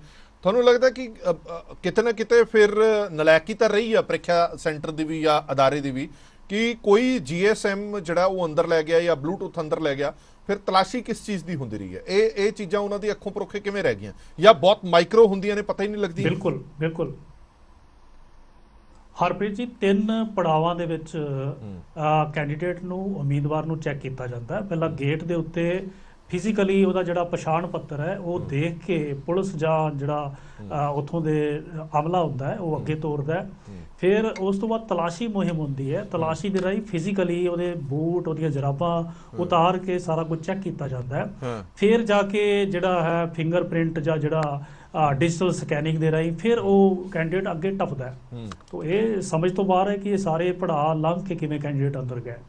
ਕਿਉਂਕਿ ਇਹ ਬਹੁਤ ਵੱਡਾ ਸਵਾਲ ਹੈ। ਔਰ ਉਸ ਤੋਂ ਵੀ ਵੱਡਾ ਸਵਾਲ ਤਾਂ ਇਹ ਹੈ ਕਿ ਚਲੋ ਕੈਂਡੀਡੇਟ ਪਹੁੰਚ ਗਿਆ, ਕੈਂਡੀਡੇਟ ਨੇ ਨਕਲ ਮਾਰੀ ਤਾਂ ਉਹ ਬਾਹਰ ਸਾਰੀਆਂ ਚੀਜ਼ਾਂ ਦੱਸਦਾ ਰਿਹਾ, ਪਰ ਸਵਾਲ ਖੜਾ ਹੁੰਦਾ ਕਿ ਡੰਮੀ ਕੈਂਡੀਡੇਟ ਅੰਦਰ ਚਲਾ ਗਿਆ। ਜੋ IG ਸਾਹਿਬ ਦੀ ਮੈਨੂੰ ਗੱਲ ਸਮਝ ਆਈ ਹੈ, ਮੈਂ ਆਜ਼ਾਦਵਿੰਦਰ ਤੋਂ ਸਮਝਾਂਗਾ, ਉਹ ਦਾਵਾ ਕਰ ਰਹੇ ਕਿ ਡੰਮੀ ਕੈਂਡੀਡੇਟ ਅੰਦਰ ਗਿਆ ਜਿਸ ਨੇ ਨਕਲ ਮਾਰੀ। ਡਾਕਟਰ ਸਾਹਿਬ, ਇਹ ਗੱਲ ਠੀਕ ਹੈ ਕਿ ਕੈਂਡੀਡੇਟ ਵੀ ਡੰਮੀ ਸੀ? ਸ਼ਾਇਦ ਫਿੰਗਰਪ੍ਰਿੰਟ ਵਾਲਾ ਹਰਪ੍ਰੀਤ ਜੀ, ਫਿੰਗਰਪ੍ਰਿੰਟ ਦੇ ਰਾਹੀਂ ਤਾਂ ਡੰਮੀ ਕੈਂਡੀਡੇਟ ਵੀ ਪਕੜਿਆ ਜਾ ਸਕਦਾ ਹੈ। ਪਰ ਮੈਨੂੰ ਲੱਗਦਾ ਕਿ ਫਿੰਗਰਪ੍ਰਿੰਟ ਵੀ ਨਹੀਂ ਸੀ ਉੱਥੇ, ਜੇ ਮੈਂ ਗਲਤ ਨਹੀਂ ਹਾਂ। ਮੈਂ ਡਾਕਟਰ ਸਾਹਿਬ ਤੋਂ ਪਤਾ ਕਰਨਾ। ਹਾਂਜੀ ਡਾਕਟਰ ਸਾਹਿਬ। ਡੰਮੀ ਕੈਂਡੀਡੇਟ ਦਾ ਮਤਲਬ ਇਹ ਹੁੰਦਾ ਜੀ, ਜਿਵੇਂ ਲੈਟ ਅਸ ਸਪੋਜ਼ ਕੋਈ ਇੱਕ ਗਰੋਹ ਆ ਜੀ, ਉਹਨਾਂ ਨੇ ਪੇਪਰ ਕਰਵਾਉਣਾ ਆ 15 ਬੰਦਿਆਂ ਨੂੰ। ਠੀਕ ਹੈ। ਇਹ 15 ਬੰਦਿਆਂ ਨੂੰ ਅਸੀਂ ਨਕਲ ਮਰਵਾਉਣੀ ਹੈ। ਡੰਮੀ ਕੈਂਡੀਡੇਟ ਕੀ ਹੁੰਦਾ ਕਿ ਉਹਨਾਂ ਦੇ ਆਪਦੇ ਬੰਦੇ ਪੇਪਰ ਭਰ ਦਿੰਦੇ ਨੇ। ਠੀਕ ਹੈ ਜੀ। ਉਹ ਪੇਪਰ ਜਿਹੜੇ ਭਰਦੇ ਨੇ, ਉਹ ਪੇਪਰ ਭਰ ਕੇ ਅੰਦਰ ਜਾਂਦੇ ਨੇ ਐਜ਼ ਅ ਕੈਂਡੀਡੇਟ। ਉਹਨਾਂ ਦੀ ਫੋਟੋ, ਉਹਨਾਂ ਦਾ ਪ੍ਰੂਫ, ਸਾਰਾ ਕੁਝ ਵੈਲਿਡ ਹੁੰਦਾ। ਉਹ ਗ੍ਰੈਜੂਏਟ ਸਟੂਡੈਂਟ ਹੁੰਦੇ ਨੇ, ਉਹਨਾਂ ਦੇ ਆਪਦੇ ਬੰਦੇ ਹੁੰਦੇ ਨੇ, ਉਹ ਅੰਦਰ ਜਾਂਦੇ ਨੇ, ਪੇਪਰ 'ਚ ਬੈਠਦੇ ਨੇ। ਮਤਲਬ ਉਹਨਾਂ ਦਾ ਪੇਪਰ 'ਚ ਕੋਈ ਇੰਟਰਸਟ ਨਹੀਂ ਹੈ, ਉਹ ਸਿਰਫ ਨਕਲ ਮਰਾਉਣ ਦੇ ਲਈ ਅੰਦਰ ਗਏ। ਸਿਰਫ ਉਹਨਾਂ ਨੇ ਜਿਹੜਾ ਆਪਣੇ IG ਸਾਹਿਬ ਨੇ ਦੱਸੀ ਗੱਲ ਕਿ ਉਹਨਾਂ ਨੇ ਆਪਦੇ ਬਲੂਟੁੱਥ ਦੇ ਮਾਈਕਰੋ ਕੈਮਰਾਜ਼ ਨਾਲ ਨੇ ਸਿਰਫ ਤੇ ਸਿਰਫ ਪੇਪਰ ਬਾਹਰ ਭੇਜਣਾ। ਉਹਨਾਂ ਦਾ ਕੰਮ 5-10 ਮਿੰਟ ਵਿੱਚ ਖਤਮ ਹੋ ਜਾਂਦਾ। ਉਹ ਉੱਥੇ ਆਪਦਾ ਕੁਝ ਕਰਨ ਨਾ ਕਰ, ਉਹਨਾਂ ਦਾ ਸਿਲੈਕਸ਼ਨ ਪ੍ਰੋਸੈਸ ਨਾਲ ਕੋਈ ਕੰਮ ਹੀ ਹੈ ਨਹੀਂਗਾ। ਬਟ ਉਹ ਉਹਨਾਂ ਦੇ ਜੈਨੂਇਨ ਕੈਂਡੀਡੇਟਸ ਹੁੰਦੇ ਨੇ ਆਪਦੇ ਵੱਲੋਂ ਕਿ ਜਿਹੜੇ ਪੇਪਰ ਭੇਜਣ ਵਿੱਚ ਉਹਨਾਂ ਦੀ ਮਦਦ ਕਰਨ। ਹਾਂਜੀ। ਅੱਛਾ, ਇੱਕ ਹੋਰ ਗੱਲ ਇਹ ਬੜੀ ਇੰਟਰਸਟਿੰਗ ਚੀਜ਼ ਲੱਗੀ ਹੈ ਕਿ ਇਸ਼ਾਰੇ ਰੱਖੇ ਹੋਏ ਸੀਗੇ ਵੀ ਇੱਕ ਵਾਰ ਖੰਗਣਾ, 2 ਵਾਰ ਟੇਬਲ ਨੂੰ ਟੈਪ ਕਰਨਾ। ਉਹਦੇ ਬਾਰੇ ਥੋੜਾ ਜਿਹਾ ਦੱਸੋਗੇ ਵੀ ਕੀ ਕਹਾਣੀ ਕੀ ਦੱਸ ਰਹੇ ਸੀਗੇ? ਜਿਹੜਾ ਡੰਮੀ ਕੈਂਡੀਡੇਟ ਹੈ ਉਹ ਡੰਮੀ ਕੈਂਡੀਡੇਟ ਬਾਹਰ ਭੇਜ ਦਿੰਦਾ ਸੀ ਜਾਣਕਾਰੀ, ਉਸ ਤੋਂ ਬਾਅਦ ਇਹ ਦੱਸਿਆ ਜਾਂਦਾ ਸੀ ਵੀ ਕਿਤੇ ਕੋਲ A ਸੈਕਸ਼ਨ ਆਇਆ, ਕਿਤੇ ਕੋਲ B ਆਇਆ। ਹਾਂਜੀ। ਆਪਣਾ ਜਦੋਂ ਦੇਖੋ ਪੇਪਰ ਪਹੁੰਚ ਗਿਆ, ਜਿਵੇਂ ਉਹਨਾਂ ਨੇ 4-5 ਡੰਮੀ ਕੈਂਡੀਡੇਟ ਰੱਖੇ ਹੁੰਦੇ ਆ ਕਿ ਜਿਹੜੇ ਕੈਂਡੀਡੇਟ ਕਿ ABCD ਸੈੱਟ ਦੇ ਹਿਸਾਬ ਨਾਲ ਬਾਹਰ ਫੋਟੋਜ਼ ਭੇਜ ਦਿੰਦੇ ਆ। ਠੀਕ ਹੈ ਜੀ। ਹੁਣ ਕਿਸੇ ਕੋਲ A ਸੈੱਟ ਆ, ਉਹਨੇ ਇੱਕ ਵਾਰੀ ਟੈਪ ਕਰਤਾ, ਜਾਂ ਕਿਉਂਕਿ ਰੂਮ ਦੇ ਵਿੱਚ ਇੰਨਾ ਹਲਚਲ ਵੀ, ਇੰਨੀ ਆਵਾਜ਼ ਸ਼ੋਰ ਤਾਂ ਹੁੰਦਾ, ਜੇ ਕੋਈ A ਬੋਲ ਵੀ ਦਊਗਾ ਨਾ ਜੀ, ਉਹਨੂੰ ਫਿਰ ਵੀ ਪਤਾ, ਉਹ ਕੋਈ ਇੰਨਾ ਉਹ ਨਹੀਂ ਕਰੂਗਾ, ਸੋਚੂਗਾ ਨਹੀਂ ਨਾਲ ਦੇ ਕੈਂਡੀਡੇਟਸ। ਈਵਨ ਕਿ ਕਈ ਪੇਪਰ ਜਿਵੇਂ ਅਸੀਂ ਦੇਖਦੇ ਆ ਨਾ, ਸਾਡੀ ਜਿਹੜੀ ਚੈਟਸ ਹੁੰਦੀਆਂ ਨੇ ਲੋਕੀ ਟੈਲੀਗ੍ਰਾਮਸ ਦੇ ਗਰੁੱਪ ਵਿੱਚ, ਸਾਡੀ ਜੀ ਇੱਕ ਕਲਾਸ ਵਿੱਚ ਇੱਕ ਮੁੰਡਾ ਨੇ ਲਗਾਤਾਰ ਬੋਲ ਹੀ ਗਿਆ। ਬੋਲ ਕੇ ਪੇਪਰ ਕਰਨਾ ਕੋਈ ਥਿਊਰੀ ਵਾਲਾ ਤਾਂ ਹੈ ਨਹੀਂਗਾ ਕਿ ਤੁਸੀਂ ਯਾਦ ਕਰ ਰਹੇ ਹੋ ਨਾਲ ਲਿਖ ਰਹੇ ਹੋ। ਉਸ ਕਿਤੇ ਨਾ ਕਿਤੇ ਗੱਲਾਂ ਕਾਮਨ ਹੀ ਹੋਈਆਂ ਪਈਆਂ ਨੇ, ਬਲੂਟੁੱਥ ਨਾਲ ਨਕਲ ਮਾਰਨਾ, ਟੈਪ ਕਰਕੇ ਬੋਲਣਾ ਜਾਂ ਬੋਲ ਕੇ ਵੀ ਕਰ ਦੂ, ਕੋਈ ਇਗਨੋਰ ਕਰ ਦਿੰਦਾ ਕਿਉਂਕਿ ਹਰ ਕਿਸੇ ਦਾ ਧਿਆਨ ਹੁੰਦਾ ਕਿ ਮੈਂ ਆਪਦਾ ਪੇਪਰ ਕਰਨਾ, ਮੈਂ ਇੱਧਰ ਧਿਆਨ ਨਹੀਂ ਦੇਣਾ ਕਿ ਨਾਲ ਦਾ ਬੋਲ ਰਿਹਾ ਜਾਂ ਟੈਪ ਕਰ ਰਿਹਾ ਵਾ, ਉਹ ਚੀਜ਼ਾਂ ਇਗਨੋਰ ਹੋ ਜਾਂਦੀਆਂ ਨੇ ਜਦੋਂ ਤੁਸੀਂ ਪੇਪਰ ਦੇ ਰਹੇ ਹੁੰਦੇ ਟਾਈਮ ਹੀ ਨਹੀਂ ਹੁੰਦਾ ਜੀ, ਉਹਨਾਂ ਟਾਈਮ ਹੀ ਨਹੀਂ ਹੁੰਦਾ ਕਿ ਆਪਾਂ ਜੈਨੂਅਲੀ ਪੇਪਰ ਦੇਣ ਗਏ ਆਪਾਂ ਇਨਜੈਨੂਅਲ ਚੀਜ਼ਾਂ ਦੇਖੀਏ ਉੱਥੇ। ਅੱਛਾ ਚਲੋ ਇੱਕ ਸਵਾਲ ਗਰਗ ਸਾਹਿਬ ਤੁਹਾਡੇ ਤੋਂ ਪੁੱਛ ਲੈਣਾ। ਸਵਾਲ ਇਹ ਹੈ ਕਿ ਤੁਸੀਂ ਵੀ ਐਗਜ਼ਾਮ ਦਿੱਤਾ, ਤੁਸੀਂ ਪ੍ਰੀਖਿਆਰਥੀ ਸੀਗੇ, ਉਹ ਵੀ ਕੈਂਡੀਡੇਟ ਜਿਨ੍ਹਾਂ ਨੇ ਨਕਲ ਮਾਰੀ ਜਾਂ ਡਮੀ ਕੈਂਡੀਡੇਟ ਉਹ ਵੀ ਅੰਦਰ ਐਗਜ਼ਾਮ ਦੇਣਗੇ। ਉਸ ਤਰੀਕੇ ਦੀ ਤਲਾਸ਼ੀ ਹੋਈ ਹੈ ਕਿ ਜਿਸ ਤਰੀਕੇ ਦੀ ਤਲਾਸ਼ੀ ਹੋਣੀ ਚਾਹੀਦੀ ਸੀਗੀ? ਜਿਵੇਂ ਕੋਈ ਡਿਵਾਈਸ ਅੰਦਰ ਕਿਵੇਂ ਲੈ ਗਿਆ? ਤੁਸੀਂ ਐਗਜ਼ਾਮ ਦੇਣ ਜਾਂਦੇ ਤੁਹਾਡੇ ਕੜੇ ਤੱਕ ਲਵਾ ਲਏ ਜਾਂਦੇ ਨੇ, ਤੁਹਾਡੀਆਂ ਇਕਵਿਪਮੈਂਟਸ ਜਿੰਨੇ ਵੀ ਹੁੰਦੇ ਨੇ, ਘੜੀਆਂ ਲਵਾ ਲਈਆਂ ਜਾਂਦੀਆਂ ਨੇ, ਸਭ ਕੁਝ ਲਵਾ ਕੇ ਬਾਹਰ ਖੜਾ, ਫਿਰ ਉਹ ਕਿਵੇਂ ਅੰਦਰ ਬਲੂਟੁੱਥ ਸਪੀਕਰ, ਸਕੈਨਰ, GSM ਉਹ ਕਿਵੇਂ ਅੰਦਰ ਸਭ ਕੁਝ ਪਹੁੰਚ ਗਿਆ? ਕਿਤੇ ਤੁਹਾਡੇ ਮਨ ਦੇ ਵਿੱਚ ਕੋਈ ਸ਼ੰਕਾ ਹੈਗੀ ਹੈ ਕਿ ਉਧਰਲੇ ਪਾਸੇ ਵੀ ਕੋਈ ਮਿਲੀ ਭੁਗਤ ਹੋ ਸਕਦੀ ਹੈ? ਸਰ PPSC ਜੋ ਗੇਟ ਦੇ ਉੱਤੇ ਜਿਵੇਂ ਸਰ ਨੇ ਦੱਸਿਆ ਡਾਕਟਰ ਸਾਹਿਬ ਨੇ ਕਿ ਤਿੰਨ ਲੈਵਲ ਤੇ ਚੈਕਿੰਗ ਹੁੰਦੀ ਆ, ਪਰ ਜਿੱਥੋਂ ਤੱਕ ਅਸੀਂ ਪੇਪਰ ਦਿੱਤੇ ਆ ਉਹਨਾਂ ਦੀ ਕੋਈ ਚੈਕਿੰਗ ਕੋਈ ਬਾਲੇ ਵੱਡੇ ਲੈਵਲ ਤੇ ਨਹੀਂ ਹੁੰਦੀ, ਉਹ ਥੋੜੀ ਬਸ ਫਾਰਮੈਲਿਟੀ ਨੂੰ ਚੈਕਿੰਗ ਕਰਕੇ ਛੱਡ ਦਿੰਦੇ ਆ।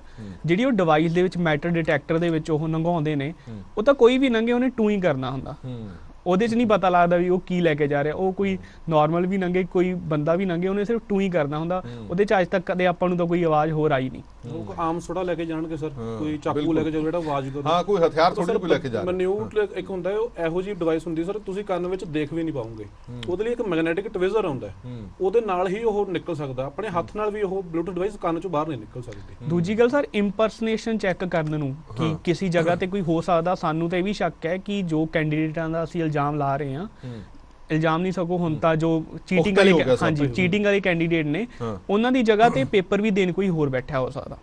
ਇਸ ਨੂੰ ਰੋਕਣ ਲਈ ਉੱਥੇ ਜੋ ਬਾਇਓਮੈਟ੍ਰਿਕ ਅੱਜਕੱਲ ਚੱਲਦਾ, ਬਾਇਓਮੈਟ੍ਰਿਕ ਸੀ ਕਿ ਨਹੀਂ? ਨਹੀਂ ਸਰ, ਉੱਥੇ ਕੋਈ ਬਾਇਓਮੈਟ੍ਰਿਕ ਨਹੀਂ ਸੀਗਾ। ਅੱਜਕੱਲ ਆਪਣੀ ਗਵਾਂਢੀ ਸਟੇਟ ਨੇ ਤਾਂ ਈਵਨ ਰੈਟੀਨਾ ਸਕੈਨ ਵੀ, QR ਕੋਡ ਸਕੈਨਸ ਵੀ ਚਾਲੂ ਕਰ ਦਿੱਤੇ, ਪਰ ਆਪਣੀ ਸਟੇਟ ਨੇ ਹਜੇ PPSC ਨੇ ਹਜੇ ਤੱਕ ਬਾਇਓਮੈਟ੍ਰਿਕ ਵੀ ਚਾਲੂ ਕਰਨੇ ਨਹੀਂ ਸਟਾਰਟ ਕੀਤੇ। ਤਾਂ ਸਾਨੂੰ ਇਹ ਵੀ ਸ਼ੱਕ ਹੈ ਕਿ ਉਹਨਾਂ ਦੀ ਜਗ੍ਹਾ ਤੇ ਕੋਈ ਹੋਰ ਬੰਦਾ ਵੀ ਪੇਪਰ ਚੈੱਕ ਦੇਣ ਆਇਆ ਹੋ ਸਕਦਾ। ਕਿਉਂ ਨਹੀਂ ਅਸੀਂ ਇਸ ਮੁੱਦੇ ਨੂੰ ਇੰਨੀ ਗੰਭੀਰਤਾ ਨਾਲ ਲੈਂਦੇ? ਇੰਨੀਆਂ ਮਿਹਨਤਾਂ ਕਰਨ ਵਾਲੇ ਬੱਚੇ ਸਾਰਾ ਸਾਲ ਮਿਹਨਤ ਕਰਦੇ ਨੇ, ਇੰਤਜ਼ਾਰ ਕਰਦੇ ਨੇ ਕਿ ਐਗਜ਼ਾਮ ਆਏਗਾ ਤੇ ਕੋਈ ਸੌਖੇ ਰਾਹ ਲੱਭ ਕੇ ਈਜ਼ੀਲੀ ਚਲੇ ਜਾਂਦੇ ਨੇ, ਉਹਨਾਂ ਦੇ ਰਾਹ ਦੇ ਵਿੱਚ ਅਸੀਂ ਰੋੜਾ ਕਿਉਂ ਨਹੀਂ ਅਟਕਾ ਪਾਉਂਦੇ? ਇਹ ਇੱਕ ਵੱਡਾ ਸਵਾਲ। ਨਾ ਉੱਥੇ ਜੈਮਰ, ਨਾ ਉੱਥੇ ਬਾਇਓਮੈਟ੍ਰਿਕ, ਫਿਰ ਤੁਸੀਂ ਕਿਵੇਂ ਕਿਸੇ ਕੈਂਡੀਡੇਟ ਨੂੰ ਫੜ ਲਓਗੇ? ਡਮੀ ਕੈਂਡੀਡੇਟ ਅੰਦਰ ਜਾ ਰਿਹਾ, ਉਹ ਕੈਂਡੀਡੇਟ ਆਪਣੇ ਨਾਲ ਬਲੂਟੁੱਥ ਲੈ ਕੇ ਜਾ ਰਿਹਾ, ਸਕੈਨਰ ਲੈ ਕੇ ਜਾ ਰਿਹਾ, GSM ਲੈ ਕੇ ਜਾ ਰਿਹਾ, ਫਿਰ ਵੀ ਤੁਸੀਂ ਕਹਿ ਰਹੇ ਹੋ ਕਿ ਸਾਡੇ ਐਂਡ ਤੋਂ ਸਭ ਕੁਝ ਠੀਕ ਹੋਇਆ। ਇਸ ਨੂੰ ਹੀ ਜੇ ਸਭ ਕੁਝ ਤੁਹਾਡੇ ਐਂਡ ਤੋਂ ਠੀਕ ਕਹਿਣਾ ਕਹਿੰਦੇ ਨੇ ਤਾਂ ਫਿਰ ਵਾਕਈ PPSC ਦੇ ਸਾਹਮਣੇ ਇੱਕ ਬੜਾ ਵੱਡਾ ਸਵਾਲ, ਬੜਾ ਗੰਭੀਰ ਸਵਾਲ ਜ਼ਰੂਰ ਖੜਾ ਹੁੰਦਾ ਕਿ ਪੁਲਿਸ ਨੇ ਖੁਲਾਸਾ ਕਰ ਦਿੱਤਾ ਕਿ ਤੁਹਾਡੇ ਪ੍ਰੀਖਿਆ ਸੈਂਟਰ ਦੇ ਵਿੱਚ ਉਹ ਵਿਦਿਆਰਥੀ ਬੈਠੇ ਹੋਏ ਸੀ ਜਿਨ੍ਹਾਂ ਕੋਲ GSM ਸੀ, ਜਿਨ੍ਹਾਂ ਦੇ ਕੋਲ ਬਲੂਟੁੱਥ ਸੀ, ਜਿਨ੍ਹਾਂ ਦੇ ਕੋਲ ਸਕੈਨਰ ਸੀ। ਫਿਰ ਤੁਹਾਡਾ ਦਾਵਾ ਕਿੱਥੇ ਸਟੈਂਡ ਕਰਦਾ ਕਿ ਸਾਡੇ ਵੱਲੋਂ ਆਲ ਇਜ਼ ਵੈਲ? ਇੱਕ ਵੱਡਾ ਸਵਾਲ ਜ਼ਰੂਰ ਖੜਾ ਹੁੰਦਾ। ਇੱਕ ਆਜ਼ਾਦਵਿੰਦਰ ਸਵਾਲ ਇਹ ਵੀ ਖੜਾ ਹੁੰਦਾ ਕਿ ਹੁਣ ਤੁਸੀਂ ਡਿਮਾਂਡ ਤਾਂ ਕਰ ਰਹੇ ਹੋ ਕਿ ਇਹ ਪ੍ਰੀਖਿਆ ਸਾਰੀ ਰੱਦ ਕੀਤੀ ਜਾਵੇ, ਪਰ ਤੁਹਾਨੂੰ ਲੱਗਦਾ ਕਿ ਦੁਬਾਰਾ ਪ੍ਰੀਖਿਆ ਲੈਣ ਤੋਂ ਪਹਿਲਾਂ ਇਹ ਸਾਰੇ ਮੈਜ਼ਰਮੈਂਟ ਲੈਣੇ ਬੜੇ ਜ਼ਰੂਰੀ ਨੇ? ਜਿਵੇਂ ਸਾਡੇ ਸਾਈਬਰ ਮਾਹਰ ਨੇ ਕਿਹਾ ਕਿ ਬਿਨਾਂ ਜੈਮਰ ਤੋਂ ਐਗਜ਼ਾਮ ਤਾਂ ਹੋਣੇ ਹੀ ਨਹੀਂ ਚਾਹੀਦੇ, ਘੱਟੋ ਘੱਟ ਜਿਹੜੀਆਂ ਚੀਜ਼ਾਂ ਸਾਨੂੰ ਸਾਹਮਣੇ ਨਜ਼ਰ ਆ ਰਹੀਆਂ ਉਹ ਤਾਂ ਅਸੀਂ ਰੋਕ ਸਕਦੇ ਹਾਂ। ਸਰ ਥੋੜੀ ਲੰਬੀ ਗੱਲ ਹੈ ਜੀ। ਹਾਂ ਪਲੀਜ਼।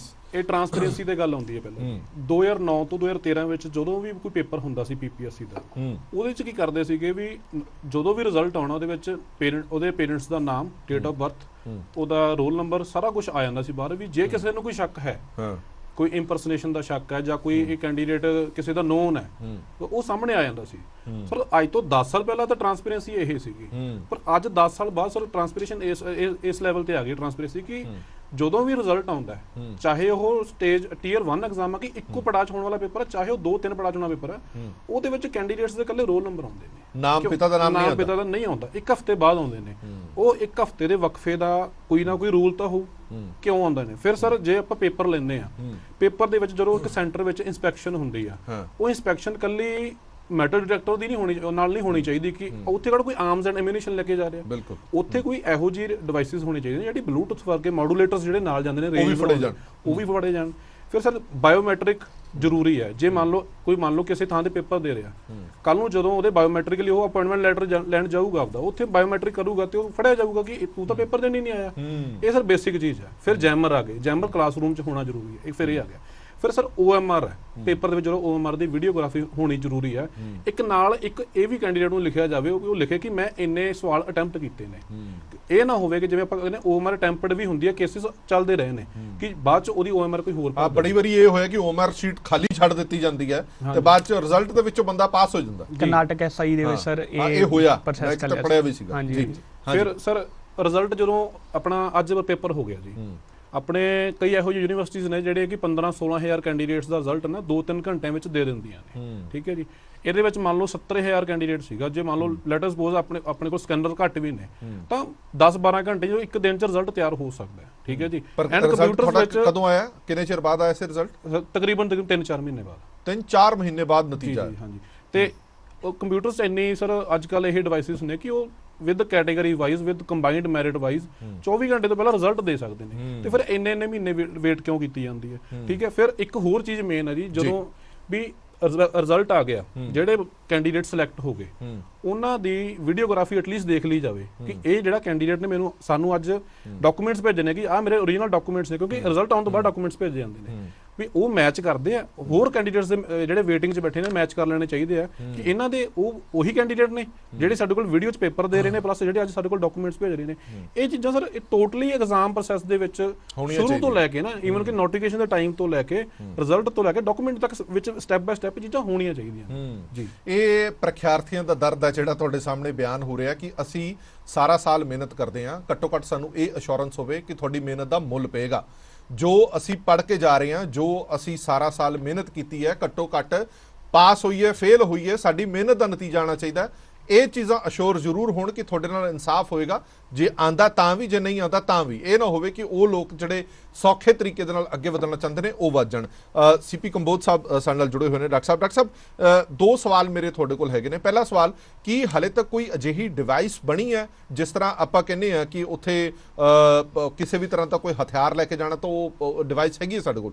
ਕੀ ਇਲੈਕਟ੍ਰੋਨਿਕ ਡਿਵਾਈਸ ਫੜਨ ਦੇ ਲਈ ਵੀ ਕੋਈ ਡਿਵਾਈਸ ਬਣੀ ਹੈ? ਕੋਈ ਬਲੂਟੁੱਥ ਜਾ ਰਿਹਾ, ਕੋਈ ਸਕੈਨਰ ਜਾ ਰਿਹਾ, ਉਸ ਨੂੰ ਫੜਨ ਦੇ ਲਈ ਕੋਈ ਡਿਵਾਈਸ ਹਾਲੇ ਤੱਕ ਇਜਾਦ ਹੋਈ ਹੈ ਜਾਂ ਹੋਣੀ ਚਾਹੀਦੀ ਹੈ? ਪਹਿਲਾ ਸਵਾਲ। ਦੂਜਾ ਸਵਾਲ, ਜਿਵੇਂ ਡਾਕਟਰ ਆਜ਼ਾਦਵਿੰਦਰ ਨੇ ਕਿਹਾ ਕਿ OMR ਸ਼ੀਟ ਜਿਹੜੀਆਂ ਨੇ ਉਹ ਕੰਪਿਊਟਰ ਦੇ ਰਾਹੀਂ ਬੜੀ ਤੇਜ਼ੀ ਦੇ ਨਾਲ ਜਲਦੀ ਰਿਜ਼ਲਟ ਆ ਸਕਦਾ ਹੈ, ਫਿਰ 3-3 ਮਹੀਨੇ ਦਾ ਇੰਤਜ਼ਾਰ ਕਿਉਂ ਕੀਤਾ ਜਾਂਦਾ?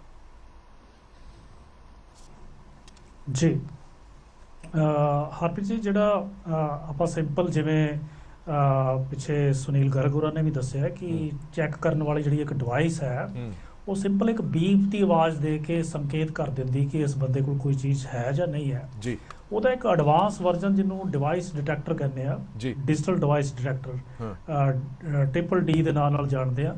ਇਹ ਡਿਵਾਈਸ ਬਾਜ਼ਾਰ ਦੇ ਵਿੱਚ ਮਿਲਦੀ ਹੈ ਜਿਹਦੇ ਰਾਹੀਂ ਪਤਾ ਲੱਗ ਜਾਂਦਾ ਹੈ ਕਿ ਕੋਈ ਇਲੈਕਟ੍ਰੋਨਿਕ ਡਿਵਾਈਸ ਤਾਂ ਨਹੀਂ ਲਿਜਾ ਰਿਹਾ ਬੰਦਾ, ਜਿਵੇਂ ਕਿਸੇ ਕੋਲ ਕੋਈ GSM ਹੈ ਜਾਂ ਕੋਈ SIM ਹੈ ਤਾਂ ਉੱਥੋਂ ਉਹਦਾ ਪਤਾ ਲੱਗ ਜਾਂਦਾ ਹੈ। ਦੂਸਰੀ ਜਿਹੜੀ ਗੱਲ ਤੁਸੀਂ ਐਗਜ਼ਾਮ ਦੇ ਉਹਦੀ ਐਵੈਲੂਏਸ਼ਨ ਦੀ ਕੀਤੀ ਹੈ ਕਿ ਉਹਦਾ ਰਿਜ਼ਲਟ ਕਿੰਨਾ ਜਲਦੀ ਬਣਾਇਆ ਜਾ ਸਕਦਾ ਹੈ, ਬਿਲਕੁਲ ਇਹਨਾਂ ਦੀ ਗੱਲ ਆਜ਼ਾਦਵਿੰਦਰ ਉਹਨਾਂ ਦੀ ਠੀਕ ਹੈ ਕਿ 24 ਘੰਟੇ ਦੇ ਵਿੱਚ, ਇਸ ਤੋਂ ਵੀ ਘੱਟ ਸਮੇਂ ਦੇ ਵਿੱਚ ਰਿਜ਼ਲਟ ਤਿਆਰ ਕੀਤਾ ਜਾ ਸਕਦਾ ਹੈ, ਕਿਉਂਕਿ ਜਿਹੜੀ OMR ਸ਼ੀਟ ਹੈ ਉਸ ਤੋਂ ਬਾਅਦ ਸਿਰਫ ਇੱਕ ਸਕੈਨਰ ਦੇ ਵਿੱਚੋਂ ਲੰਘਾਉਣੀ ਹੁੰਦੀ ਹੈ ਤੇ ਸਕੈਨਰ ਦੇ ਵਿੱਚੋਂ ਜਿਹੜੀ ਆਊਟਪੁੱਟ ਹੈ ਉਹ ਸਪਰੈਡਸ਼ੀਟ ਦੇ ਵਿੱਚ ਜਾ ਕੇ ਇੱਕ ਡਾਟਾਬੇਸ ਵਿੱਚ ਜਾ ਕੇ ਨਾਲ ਦੀ ਨਾਲ ਰਿਜ਼ਲਟ ਬਣਦਾ ਜਾਂਦਾ ਹੈ। ਇਹ ਕੁਝ ਕੁ ਘੰਟਿਆਂ ਦਾ ਹੀ ਪ੍ਰੋਸੈਸ ਹੁੰਦਾ ਹੈ। ਤੇ ਬਾਕੀ ਜਿਹੜੀਆਂ ਗੱਲਾਂ ਮੈਨੂੰ ਇਹ ਲੱਗਦਾ ਹੈ ਕਿ ਪੰਜਾਬ ਲੋਕ ਸੇਵਾ ਕਮਿਸ਼ਨ ਨੂੰ ਨਾ ਇਹ ਬਹੁਤ ਜਲਦੀ ਇੰਪਲੀਮੈਂਟ ਕਰਨੀਆਂ ਚਾਹੀਦੀਆਂ। ਪਿੱਛੇ ਜਿਹੀ ਸੈਂਟਰ ਗਵਰਨਮੈਂਟ ਦਾ ਇੱਕ ਬਹੁਤ ਵੱਡਾ ਅਦਾਰਾ ਹੈ, ਉਹਦਾ ਪੇਪਰ ਦੇ ਵਿੱਚ ਮੈਂ ਆਬਜ਼ਰਵਰ ਸੀ ਤੇ ਇਹ ਸਾਰੀਆਂ ਚੀਜ਼ਾਂ ਬੜੀ ਹੀ ਬਾਖੂਬੀ ਦੇ ਨਾਲ ਬਹੁਤ ਵਧੀਆ ਤਰੀਕੇ ਦੇ ਨਾਲ ਉਹਨਾਂ ਨੇ ਇਹ ਇੰਪਲੀਮੈਂਟ ਕਰਕੇ ਦਿਖਾਈਆਂ। ਸਾਰੀਆਂ ਚੀਜ਼ਾਂ ਉੱਥੇ ਵਰਤੀਆਂ ਗਈਆਂ ਸੀ ਤੇ ਮੈਨੂੰ ਲੱਗਦਾ ਕਿ ਸਾਡੀ ਸਰਕਾਰ ਨੂੰ ਵੀ, ਸਾਡੇ ਇਸ ਅਦਾਰੇ ਨੂੰ ਵੀ ਆਪਣੇ ਆਪ ਨੂੰ ਅਪਡੇਟ ਕਰਨ ਦੀ ਲੋੜ ਹੈ। ਇਹ ਤਾਂ ਹੀ ਅਸੀਂ ਟਰਾਂਸਪੇਰੈਂਸੀ ਜਾਂ ਬੜੀ ਪਾਰਦਰਸ਼ਤਾ ਦੇ ਨਾਲ ਔਰ ਸਹੀ ਤਰੀਕੇ ਦੇ ਨਾਲ ਪੇਪਰ ਲੈ ਸਕਾਂਗੇ ਔਰ ਵਿਦਿਆਰਥੀਆਂ ਦੇ ਭਵਿੱਖ ਦਾ ਸਹੀ ਫੈਸਲਾ ਕਰ ਸਕਾਂਗੇ। ਕੰਬੋਜ ਸਾਹਿਬ, ਤੁਹਾਨੂੰ ਲੱਗਦਾ ਕਿ ਇਸ ਮੁੱਦੇ ਨੂੰ ਸੀਰੀਅਸ ਲੈਣਾ ਚਾਹੀਦਾ? ਇਹ ਮੁੱਦਾ ਜਿਹੜਾ ਇਹ ਅਵੇਸਲਾਪਨ ਦਾ ਸ਼ਿਕਾਰ ਵੀ ਹੋ ਜਾਂਦਾ ਕਈ ਵਾਰੀ। ਹੁਣ ਤੁਸੀਂ ਦੱਸੋ, ਜੇ PPSC ਵਰਗਾ ਵੱਡਾ ਅਦਾਰਾ ਹੈ ਜਿੱਥੇ ਜੈਮਰ ਤੱਕ ਨਹੀਂ ਹੈ, ਬਾਇਓਮੈਟ੍ਰਿਕ ਤੱਕ ਨਹੀਂ ਹੈ, ਜਿੱਥੇ ਜਿਹੜੇ ਡਿਵਾਈਸ ਦੀ ਤੁਸੀਂ ਗੱਲ ਕੀਤੀ ਹੈ ਉਹ ਡਿਵਾਈਸ ਨਹੀਂ ਹੈ, ਫਿਰ ਤੁਹਾਨੂੰ ਲੱਗਦਾ ਕਿ ਇਸ ਮੁੱਦੇ ਨੂੰ ਤਾਂ ਬਹੁਤ ਗੰਭੀਰਤਾ ਨਾਲ ਨਹੀਂ ਲੈਣਾ ਚਾਹੀਦਾ? ਬਿਲਕੁਲ ਲੈਣਾ ਚਾਹੀਦਾ, ਕਿਉਂਕਿ ਜਿਹੜਾ ਬਾਇਓਮੈਟ੍ਰਿਕ ਡਿਵਾਈਸਿਸ ਹੈ ਉਹਦੇ ਤੇ ਕੋਈ ਬਹੁਤਾ ਖਰਚਾ ਵੀ ਬਜਟ ਵੀ ਨਹੀਂ ਹੈ, ਬੜੀਆਂ ਸਸਤੀਆਂ ਡਿਵਾਈਸਿਸ ਨੇ। ਇੱਕ ਸੈਂਟਰ ਦੇ ਵਿੱਚ 2-3 ਡਿਵਾਈਸਿਸ ਦੇ ਨਾਲ ਸਾਰੇ ਵਿਦਿਆਰਥੀਆਂ ਦਾ ਜਿਹੜਾ ਹੈ ਉਹ ਚੈਕਿੰਗ ਹੋ ਸਕਦੀ ਹੈ।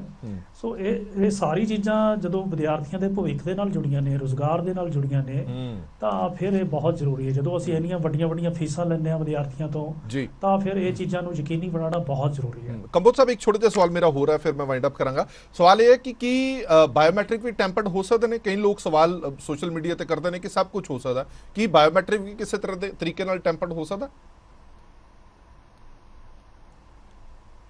ਸਵਾਲ ਦੁਬਾਰਾ ਕਰਨਾ ਜੀ। ਮੇਰਾ ਸਵਾਲ ਇਹ ਹੈ ਕਿ ਜਿਹੜੇ ਬਾਇਓਮੈਟ੍ਰਿਕ ਟੈਸਟ ਲਏ ਜਾਂਦੇ ਨੇ, ਅੰਗੂਠੇ ਦੇ ਨਿਸ਼ਾਨ ਜਾਂ ਕਿਸੇ ਵੀ ਤਰ੍ਹਾਂ ਦੇ ਨਿਸ਼ਾਨ ਲਏ ਜਾਂਦੇ ਨੇ, ਸਵਾਲ ਲੋਕੀ ਇਹ ਚੁੱਕਦੇ ਨੇ ਕਿ ਉਹ ਵੀ ਟੈਂਪਰਡ ਹੋ ਸਕਦੇ ਨੇ। Is it possible? ਹਾਂ, ਦੇਖੋ, ਡਿਜੀਟਲ ਦੀ ਦੁਨੀਆ 'ਚ ਕੁਝ ਵੀ ਪੋਸੀਬਲ ਹੈ, ਪਰ ਇਹ ਬਹੁਤ ਔਖਾ ਹੈ ਕਿ ਬਾਇਓਮੈਟ੍ਰਿਕ ਤੁਸੀਂ ਫਿੰਗਰਪ੍ਰਿੰਟ ਹੀ ਹੈ, ਇਹਨੂੰ ਤੁਸੀਂ ਉਸ ਤਰੀਕੇ ਦੇ ਨਾਲ ਜਿਹੜਾ ਹੈ ਬਣਾ ਲਓ, ਕਿਉਂਕਿ ਉਹਦੇ 'ਚ ਦੋ ਚੀਜ਼ਾਂ ਕੰਮ ਕਰਦੀਆਂ ਨੇ। ਇੱਕ ਤੁਹਾਡੇ ਫਿੰਗਰ ਦਾ ਟੈਂਪਰੇਚਰ ਹੈ, ਇੱਕ ਮੌਇਸਚਰ ਹੈ, ਤੀਜੀ ਜਿਹੜੀ ਚੀਜ਼ ਹੈ ਜਿਹੜੇ ਉਹਦੇ ਜਿਹੜੇ ਟੈਕਸਚਰ ਹੈ ਸਾਡੀ ਫਿੰਗਰ ਦਾ। ਸੋ ਤਿੰਨੇ ਚੀਜ਼ਾਂ ਇਕੱਠੀਆਂ ਜਿਹੜੀਆਂ ਨੇ ਮੈਚ ਹੋਣਗੀਆਂ, ਇਹ ਬਹੁਤ ਵੱਡੀ ਗੱਲ ਹੈ। ਤੇ ਬਾਇਓਮੈਟ੍ਰਿਕਸ ਡਿਵਾਈਸਿਸ ਵੀ ਐਡਵਾਂਸ ਕਿਸਮ ਦੀ ਜਿਹੜੀ ਆਧੁਨਿਕ ਹੈ, ਜੇ ਉਹ ਵਰਤਾਂਗੇ ਤੇ ਉਹਦੇ 'ਚ ਬਹੁਤ ਘੱਟ ਚਾਂਸ ਨੇ। ਮੈਨੂੰ ਲੱਗਦਾ ਕਿ 100% ਮੈਂ ਕਹਿ ਸਕਦਾ ਕਿ ਜੇ ਤਿੰਨੇ ਪੈਰਾਮੀਟਰ ਚੈੱਕ ਕਰਨ ਵਾਲੀ ਕੋਈ ਬਾਇਓਮੈਟ੍ਰਿਕ ਡਿਵਾਈਸ ਹੈ ਤਾਂ ਉਹ ਸਹੀ ਚੈੱਕ ਕਰੇਗੀ, ਉਹਦੇ 'ਚ ਕੋਈ ਗਲਤ ਨਤੀਜੇ ਨਹੀਂ ਦੇਗੀ। ਬਿਲਕੁਲ ਠੀਕ ਹੈ। ਡਾਕਟਰ ਆਜ਼ਾਦਵਿੰਦਰ, ਹੁਣ ਤੁਹਾਡੀ ਡਿਮਾਂਡ ਤਾਂ ਐਗਜ਼ਾਮ ਕੈਂਸਲ ਦੀ ਹੈ ਹੀ ਹੈ ਕਿ ਨਵੇਂ ਸਿਰ ਤੋਂ ਐਗਜ਼ਾਮ ਲੈ ਜਾਣ, ਪਰ ਤੁਹਾਨੂੰ ਲੱਗਦਾ ਕਿ ਉਹਨਾਂ ਲੋਕਾਂ ਦੇ ਨਾਲ ਵੀ ਥੋੜਾ ਧੱਕਾ ਜ਼ਰੂਰ ਹੋਏਗਾ ਜਿਹੜੇ ਆਪਣੀ ਮਿਹਨਤ ਦੇ ਨਾਲ ਸਿਲੈਕਟ ਹੋਏ ਨੇ? ਤੁਸੀਂ ਇਹ ਤਾਂ ਨਹੀਂ ਕਹਿ ਰਹੇ ਕਿ 100% ਰਿਜ਼ਲਟ ਹੈ ਜਿਹੜਾ ਉਹ ਗਲਤ ਹੈ, ਜਾਂ 100% ਜਿਹੜੇ ਕਿ ਬੱਚੇ ਨਕਲ ਮਾਰ ਕੇ ਪਾਸ ਹੋਏ ਨੇ, ਪਰ ਉਹਨਾਂ ਦੇ ਨਾਲ ਇਹ ਜ਼ਿਆਦਤੀ ਨਹੀਂ ਹੋਏਗੀ ਜਿਨ੍ਹਾਂ ਨੇ ਮਿਹਨਤ ਕਰਕੇ ਪਾਸ ਹੋਏ ਨੇ, ਐਗਜ਼ਾਮ ਦਿੱਤਾ?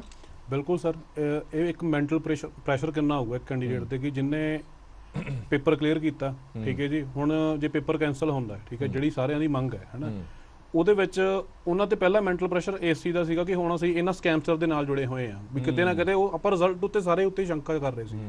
ਫਿਰ ਇਸ ਚੀਜ਼ ਦਾ ਕਿ ਇਹ ਪੇਪਰ ਟਾਈਮ ਬਾਉਂਡ ਹੋਊਗਾ ਕਿ ਨਹੀਂ ਹੋਊਗਾ, ਇਸ ਚੀਜ਼ ਦਾ ਮੈਂਟਲ ਪ੍ਰੈਸ਼ਰ। ਜੇ ਕੱਲ ਨੂੰ ਅੱਜ ਜਿਹੜੇ ਜਨਰਲੀ ਸਿਲੈਕਟ ਹੋਏ ਸੀਗੇ, ਕੱਲ ਨੂੰ ਉਹਨਾਂ ਦੇ ਦੁਆਰਾ ਜੇ ਉਹਨਾਂ ਕੋਲ ਰੈਂਕ ਨਹੀਂ ਲੈਂਦੇ ਤੇ ਉਹਨਾਂ ਤੇ 3 ਗੁਣਾ ਮੈਂਟਲ ਪ੍ਰੈਸ਼ਰ ਹੋਊਗਾ ਇਸ ਚੀਜ਼ ਦਾ, ਠੀਕ ਹੈ। ਫਿਰ ਇੰਨਾ ਪੈਸਾ ਵੇਸਟ ਹੋਣਾ ਜੀ, ਟੈਕਸ ਪੇਅਰ ਮਨੀ ਜਿਹੜੀ ਆਪਾਂ ਦੁਬਾਰਾ ਪੇਪਰ ਲਾਵਾਂਗੇ, ਸਰਕਾਰ ਦੁਆਰਾ ਪੇਪਰ ਲਊ, ਠੀਕ ਹੈ। ਨਹੀਂ, ਇੱਕ ਕਿਤੇ ਨਾ ਕਿਤੇ ਅਕਾਊਂਟੇਬਿਲਿਟੀ ਫਿਕਸ ਹੋਣੀ ਚਾਹੀਦੀ ਆ ਵੀ ਇੰਨੀ ਅਣਗਹਿਲੀ ਹੋਈ ਕਿਉਂ, ਠੀਕ ਹੈ। ਇੰਨੀ ਅਣਗਹਿਲੀ ਪਲੱਸ ਇੰਨਾ ਪ੍ਰੈਸ਼ਰ ਜਿਹੜਾ ਕੈਂਡੀਡੇਟਸ ਉੱਤੇ ਆਉਣਾ ਹੈ, ਠੀਕ ਹੈ, ਇੱਕ ਮੂਵਮੈਂਟ ਨੂੰ ਚਲਾਉਣਾ ਜਾਂ ਇੱਕ ਕਿਸੇ ਚੀਜ਼ ਦੇ ਵਿੱਚ ਇਨਵੋਲਵ ਹੋ ਕੇ ਰਹਿਣਾ ਜਾਂ ਪੇਪਰ ਪ੍ਰੋਸੈਸ ਵਿੱਚ ਇਨਵੋਲਵ ਹੋ ਕੇ ਰਹਿਣਾ, ਜਿਹਦੇ ਵਿੱਚ ਇੰਨੇ ਘਪਲੇ ਹੋ ਰਹੇ ਹੋਣ, ਇਹ ਸਾਰੇ ਕਿਸੇ ਚੀਜ਼ ਦੀ ਜਿੰਨਾ ਇਹਦਾ ਪ੍ਰੈਸ਼ਰ ਹੈ ਨਾ, ਇਹਦੀ ਕੁਛ ਨਾ ਕੁਛ ਤਾਂ ਅਕਾਊਂਟੇਬਿਲਿਟੀ ਫਿਕਸ ਹੋਣੀ ਬਣਦੀ ਹੈ। ਇਸ ਅਣਗਹਿਲੀ ਨੂੰ ਦੇਖਿਆ ਜਾਣਾ ਚਾਹੀਦਾ। ਔਰ ਵੱਡਾ ਸਵਾਲ ਇਹ ਹੈ ਕਿ ਫਰਜ਼ ਕਰ ਲਓ ਕਿ ਪੀਪੀਐਸਸੀ ਦੇ ਨੇ ਕੋਈ ਹੋਰ ਪਹਿਲਾਂ ਇਸ ਤੋਂ ਪਹਿਲਾਂ ਐਗਜ਼ਾਮ ਲਏ ਹੋਣ, ਜਿਹੜੇ ਪ੍ਰੀਖਿਆਰਥੀ ਸਿਲੈਕਟ ਨਹੀਂ ਹੋਏ ਹੋਣੇ, ਉਹਨਾਂ ਦੇ ਮਨ ਦੇ ਵਿੱਚ ਹੁਣ ਬਹੁਤ ਵੱਡੇ ਸ਼ੰਕੇ ਪੈਦਾ ਹੋ ਗਏ ਹੋਣੇ ਕਿ ਸਾਡੀ ਵਾਰੀ ਵੀ ਅਜਿਹਾ ਹੀ ਕੁਝ ਹੋਇਆ ਹੋਣਾ, ਇਸੇ ਕਰਕੇ ਅਸੀਂ ਸਿਲੈਕਟ ਨਹੀਂ ਹੋਏ। ਕਿਸੇ ਅਦਾਰੇ ਦੀ ਜਿਹੜੀ ਸਾਖ ਹੈਗੀ ਹੈ ਜਿਹਦੇ ਉੱਤੇ ਬੜਾ ਵੱਡਾ ਦਾਅ ਲੱਗਿਆ ਹੁੰਦਾ ਹੈ ਕਿ ਇਹ ਜਿਹੜਾ ਅਦਾਰਾ ਹੈਗਾ ਜਦੋਂ ਵੀ ਐਗਜ਼ਾਮ ਲੈਂਦਾ ਤਾਂ ਬੜੇ ਪਾਰਦਰਸ਼ਕ ਤਰੀਕੇ ਦੇ ਨਾਲ ਲੈਂਦਾ, ਬੜਾ ਸਟੀਕ ਰਹਿੰਦੇ ਆ, ਬੜੇ ਸੱਚ ਦੇ ਨਾਲ ਰਹਿੰਦੇ ਆ, ਪਰ ਜਦੋਂ ਉੱਥੋਂ ਐਡਾ ਵੱਡਾ ਘੁਟਾਲਾ ਬਾਹਰ ਆਵੇ ਤਾਂ ਵੱਡਾ ਸਵਾਲ ਜ਼ਰੂਰ ਖੜਾ ਹੁੰਦਾ। ਜਾਂਦੇ ਜਾਂਦੇ ਸੁਨੀਲ ਗਰਗ ਨੂੰ 30 ਸੈਕਿੰਡ ਦੇ ਦਿੰਦੇ। ਸੁਨੀਲ ਗਰਗ, ਤੁਹਾਨੂੰ ਲੱਗਦਾ ਕਿ ਹੁਣ ਮੁਕੰਮਲ ਤਰੀਕੇ ਨਾਲ ਜਾਂਚ ਹੋਣੀ ਚਾਹੀਦੀ ਹੈ? ਜਿਹੜੇ ਹਾਲ ਹੀ ਦੇ ਵਿੱਚ ਹੋਰ ਵੀ ਐਗਜ਼ਾਮ ਹੋਏ ਨੇ, ਨਾ ਸਿਰਫ ਇਹ ਪੀਪੀਐਸਸੀ ਦੇ ਜ਼ਰੀਏ ਹੋਰ ਵੀ ਜਿਹੜੇ ਐਗਜ਼ਾਮ ਹੋਏ ਨੇ, ਘੱਟੋ ਘੱਟ ਉਹਨਾਂ ਦੀ ਜਾਂਚ ਇੱਕ ਵਾਰ ਕਰਾ ਲੈਣੀ ਚਾਹੀਦੀ ਹੈ? ਦੇਖੋ ਜੀ, ਜਿਹੜਾ ਇਹ ਗਰੋਹ ਸਾਹਮਣੇ ਆਇਆ, ਉਹਨੇ ਇਹ ਤਾਂ ਨਹੀਂ ਕਿਹਾ ਕਿ ਕੱਲਾ ਅਸੀਂ ਇਸ ਪੇਪਰ ਦੇ ਵਿੱਚ ਹੀ ਕੀਤਾ। ਜਿਹੜਾ ਇਹ ਮੋਡਸ ਆਪਰੈਂਡੀ ਇਹਨਾਂ ਨੇ ਇਸ ਪੇਪਰ ਦੇ ਵਿੱਚ ਅਪਣਾਇਆ, ਉਹ ਬਾਕੀ ਪੇਪਰਾਂ 'ਚ ਵੀ ਅਪਣਾਇਆ ਹੋ ਸਕਦਾ। ਨਾਟ ਜਸਟ ਪੀਪੀਐਸਸੀ, ਜਿੱਥੇ ਪੇਪਰ ਦੇ ਵਿੱਚ ਜੈਮਰ ਨਹੀਂ ਹੁੰਦਾ, ਚਾਹੇ ਉਹ ਕੋਆਪਰੇਟਿਵ ਬੈਂਕ ਦੇ ਪੇਪਰ ਹੋਏ ਸੀ ਪਿੱਛੇ ਜੇ, ਬਾਬਾ ਫਰੀਦ ਯੂਨੀਵਰਸਿਟੀ ਦੇ ਵਿੱਚ ਪੇਪਰ ਹੋਏ ਸੀ, ਤੇ ਹਾਲਾਂਕਿ ਪੀਪੀਐਸਸੀ ਦੇ ਵੀ ਬਾਕੀ ਸਾਰੇ ਪੇਪਰ ਜੋ ਪਿਛਲੇ ਕੁਝ ਸਮੇਂ ਦੇ ਵਿੱਚ ਹੋਏ ਆ, ਜੇਈ ਦੇ ਪੇਪਰ ਹੋਏ ਆ, ਉਹਨਾਂ ਦੇ ਐਸਡੀਓ ਦੇ ਪੇਪਰ ਹੋਏ ਆ, ਪ੍ਰਿੰਸੀਪਲ ਹੈਡਮਾਸਟਰ ਦੇ ਪੇਪਰ ਹੋਏ ਆ, ਸਭ ਦੀ ਇੱਕ ਨਿਰਪੱਖ ਜਾਂਚ ਹੋਣੀ ਚਾਹੀਦੀ ਆ, ਇਨੀਸ਼ੀਅਲ ਇਨਵੈਸਟੀਗੇਸ਼ਨ ਹੋਣੀ ਚਾਹੀਦੀ ਆ। ਜੇ ਤੁਹਾਨੂੰ ਲੱਗਦਾ ਵੀ ਉੱਥੇ ਕੁਛ ਨਾ ਕੁਛ ਸ਼ੱਕ ਹੈਗਾਗਾ, ਇੱਕ ਤਾਂ ਤੁਸੀਂ ਸਭ ਤੋਂ ਵਧੀਆ ਤਰੀਕਾ ਤਾਂ ਇਹੀ ਆ, ਤੁਸੀਂ ਏਰੀਆ ਦੇਖ ਲਓ, ਹੋ ਸਕਦਾ ਉਹਦੇ 'ਚ ਵੀ ਮੂਨਕ ਪਾਤੜਾ ਦੇ ਬੰਦੇ ਜ਼ਿਆਦਾ ਹੋਣ। ਜੇ ਉਦਾਂ ਦਾ ਤੁਹਾਨੂੰ ਕੁਛ ਮਿਲਦਾ ਤਾਂ ਇੱਕ ਪ੍ਰੋਪਰ ਇਨਵੈਸਟੀਗੇਸ਼ਨ ਹੋਣੀ ਚਾਹੀਦੀ ਆ, ਤਾਂ ਕਿ ਇਹਦੇ 'ਚ ਜਿਹੜਾ ਲੰਘ ਗਿਆ ਉਹਨੂੰ ਵੀ ਪੂਛ ਤੋਂ ਫੜ ਕੇ ਵਾਪਸ ਘੜੀਸਿਆ ਜਾਵੇ। ਕਿਉਂਕਿ ਘੱਟੋ ਘੱਟ ਨਿਆਂ ਜ਼ਰੂਰ ਹੋਵੇ। ਉਹ ਬੱਚੇ ਜਿਹੜੇ ਡਿਜ਼ਰਵ ਕਰਦੇ ਨੇ ਉਹ ਘਰਾਂ 'ਚ ਬੈਠੇ ਨਾ ਹੋਣ ਤੇ ਜਿਹੜੇ ਡਿਜ਼ਰਵ ਨਹੀਂ ਕਰਦੇ ਉਹ ਕੁਰਸੀਆਂ ਦਾ ਆਨੰਦ ਨਾ ਮਾਣ ਰਹੇ ਹੋਣ। ਘੱਟੋ ਘੱਟ ਜਸਟੀਫਿਕੇਸ਼ਨ ਜ਼ਰੂਰ ਹੋਣੀ ਚਾਹੀਦੀ ਹੈ, ਇਨਸਾਫ ਜ਼ਰੂਰ ਹੋਣਾ ਚਾਹੀਦਾ। ਬਹੁਤ ਬਹੁਤ ਧੰਨਵਾਦ ਸਾਰੇ ਮਹਿਮਾਨਾਂ ਦਾ ਸਾਡੇ ਨਾਲ ਜੁੜੇ ਰਹਿਣ ਦੇ ਲਈ, ਔਰ ਅਸੀਂ ਉਮੀਦ ਕਰਦੇ ਹਾਂ ਕਿ ਇਹ ਪੇਪਰ ਜਿਸ ਤਰ੍ਹਾਂ ਦੀ ਤੁਹਾਡੀ ਡਿਮਾਂਡ ਹੈ ਕਿ ਰੱਦ ਕੀਤਾ ਜਾਵੇ ਔਰ ਦੁਬਾਰਾ ਨਵੇਂ ਸਿਰੇ ਤੋਂ ਐਗਜ਼ਾਮ ਲਿਆ ਜਾਵੇ ਔਰ ਜਵਾਬਦੇਹੀ ਜ਼ਰੂਰ ਤੈਅ ਕੀਤੀ ਜਾਵੇ, ਅਕਾਊਂਟੇਬਿਲਿਟੀ ਜ਼ਰੂਰ ਤੈਅ ਹੋਣੀ ਚਾਹੀਦੀ ਹੈ। ਉਹ ਬੱਚੇ ਜਿਹੜੇ ਸਾਰਾ ਸਾਲ ਮਿਹਨਤਾਂ ਕਰਦੇ ਨੇ ਔਰ ਅੰਤ ਦੇ ਵਿੱਚ ਜਦੋਂ ਨਤੀਜਾ ਆਉਂਦਾ ਤਾਂ ਇਹ ਪਤਾ ਲੱਗਦਾ ਹੈ ਕਿ ਘੁਟਾਲਾ ਹੋ ਗਿਆ, ਨਕਲ ਹੋ ਗਈ, ਜਿਸ ਤੋਂ ਬਾਅਦ ਸਾਡੀ ਮਿਹਨਤ ਤਾਂ ਖੂਹ ਖਾਤੇ ਦੇ ਵਿੱਚ ਚਲੀ ਗਈ, ਪਰ ਜਿਨ੍ਹਾਂ ਨੇ ਮਿਹਨਤਾਂ ਨਹੀਂ ਕੀਤੀਆਂ ਉਹ ਤਹਿਸੀਲਦਾਰੀਆਂ ਦਾ ਆਨੰਦ ਜ਼ਰੂਰ ਮਾਣ ਰਹੇ ਨੇ। ਸੋ ਇਸ ਗੱਲ ਨੂੰ ਲੈ ਕੇ ਇਹ ਪੰਜਾਬ ਸਰਕਾਰ ਦੇ ਲਈ ਵੀ ਚੇਤਾਵਨੀ ਹੈ ਔਰ PPSC ਦੇ ਲਈ ਸਬਕ ਜ਼ਰੂਰ ਹੈਗਾ ਕਿ ਇਹ ਕਿਸ ਤਰ੍ਹਾਂ ਦੀਆਂ ਤਕਨੀਕਾਂ ਦੇ ਨਾਲ ਨਕਲ ਮਾਰੀ ਜਾ ਰਹੀ ਹੈ ਔਰ ਤੁਹਾਨੂੰ ਵੀ ਹਾਈਟੈਕ ਹੋਣਾ ਬੜਾ ਜ਼ਰੂਰੀ ਹੈ। ਦੇਸ਼ ਦੁਨੀਆ ਦੇ ਬਾਕੀ ਖਬਰਾਂ ਲਈ ਬਣੇ ਰਹੋ PTC ਨਿਊਜ਼ ਦੇ ਨਾਲ। ਧੰਨਵਾਦ।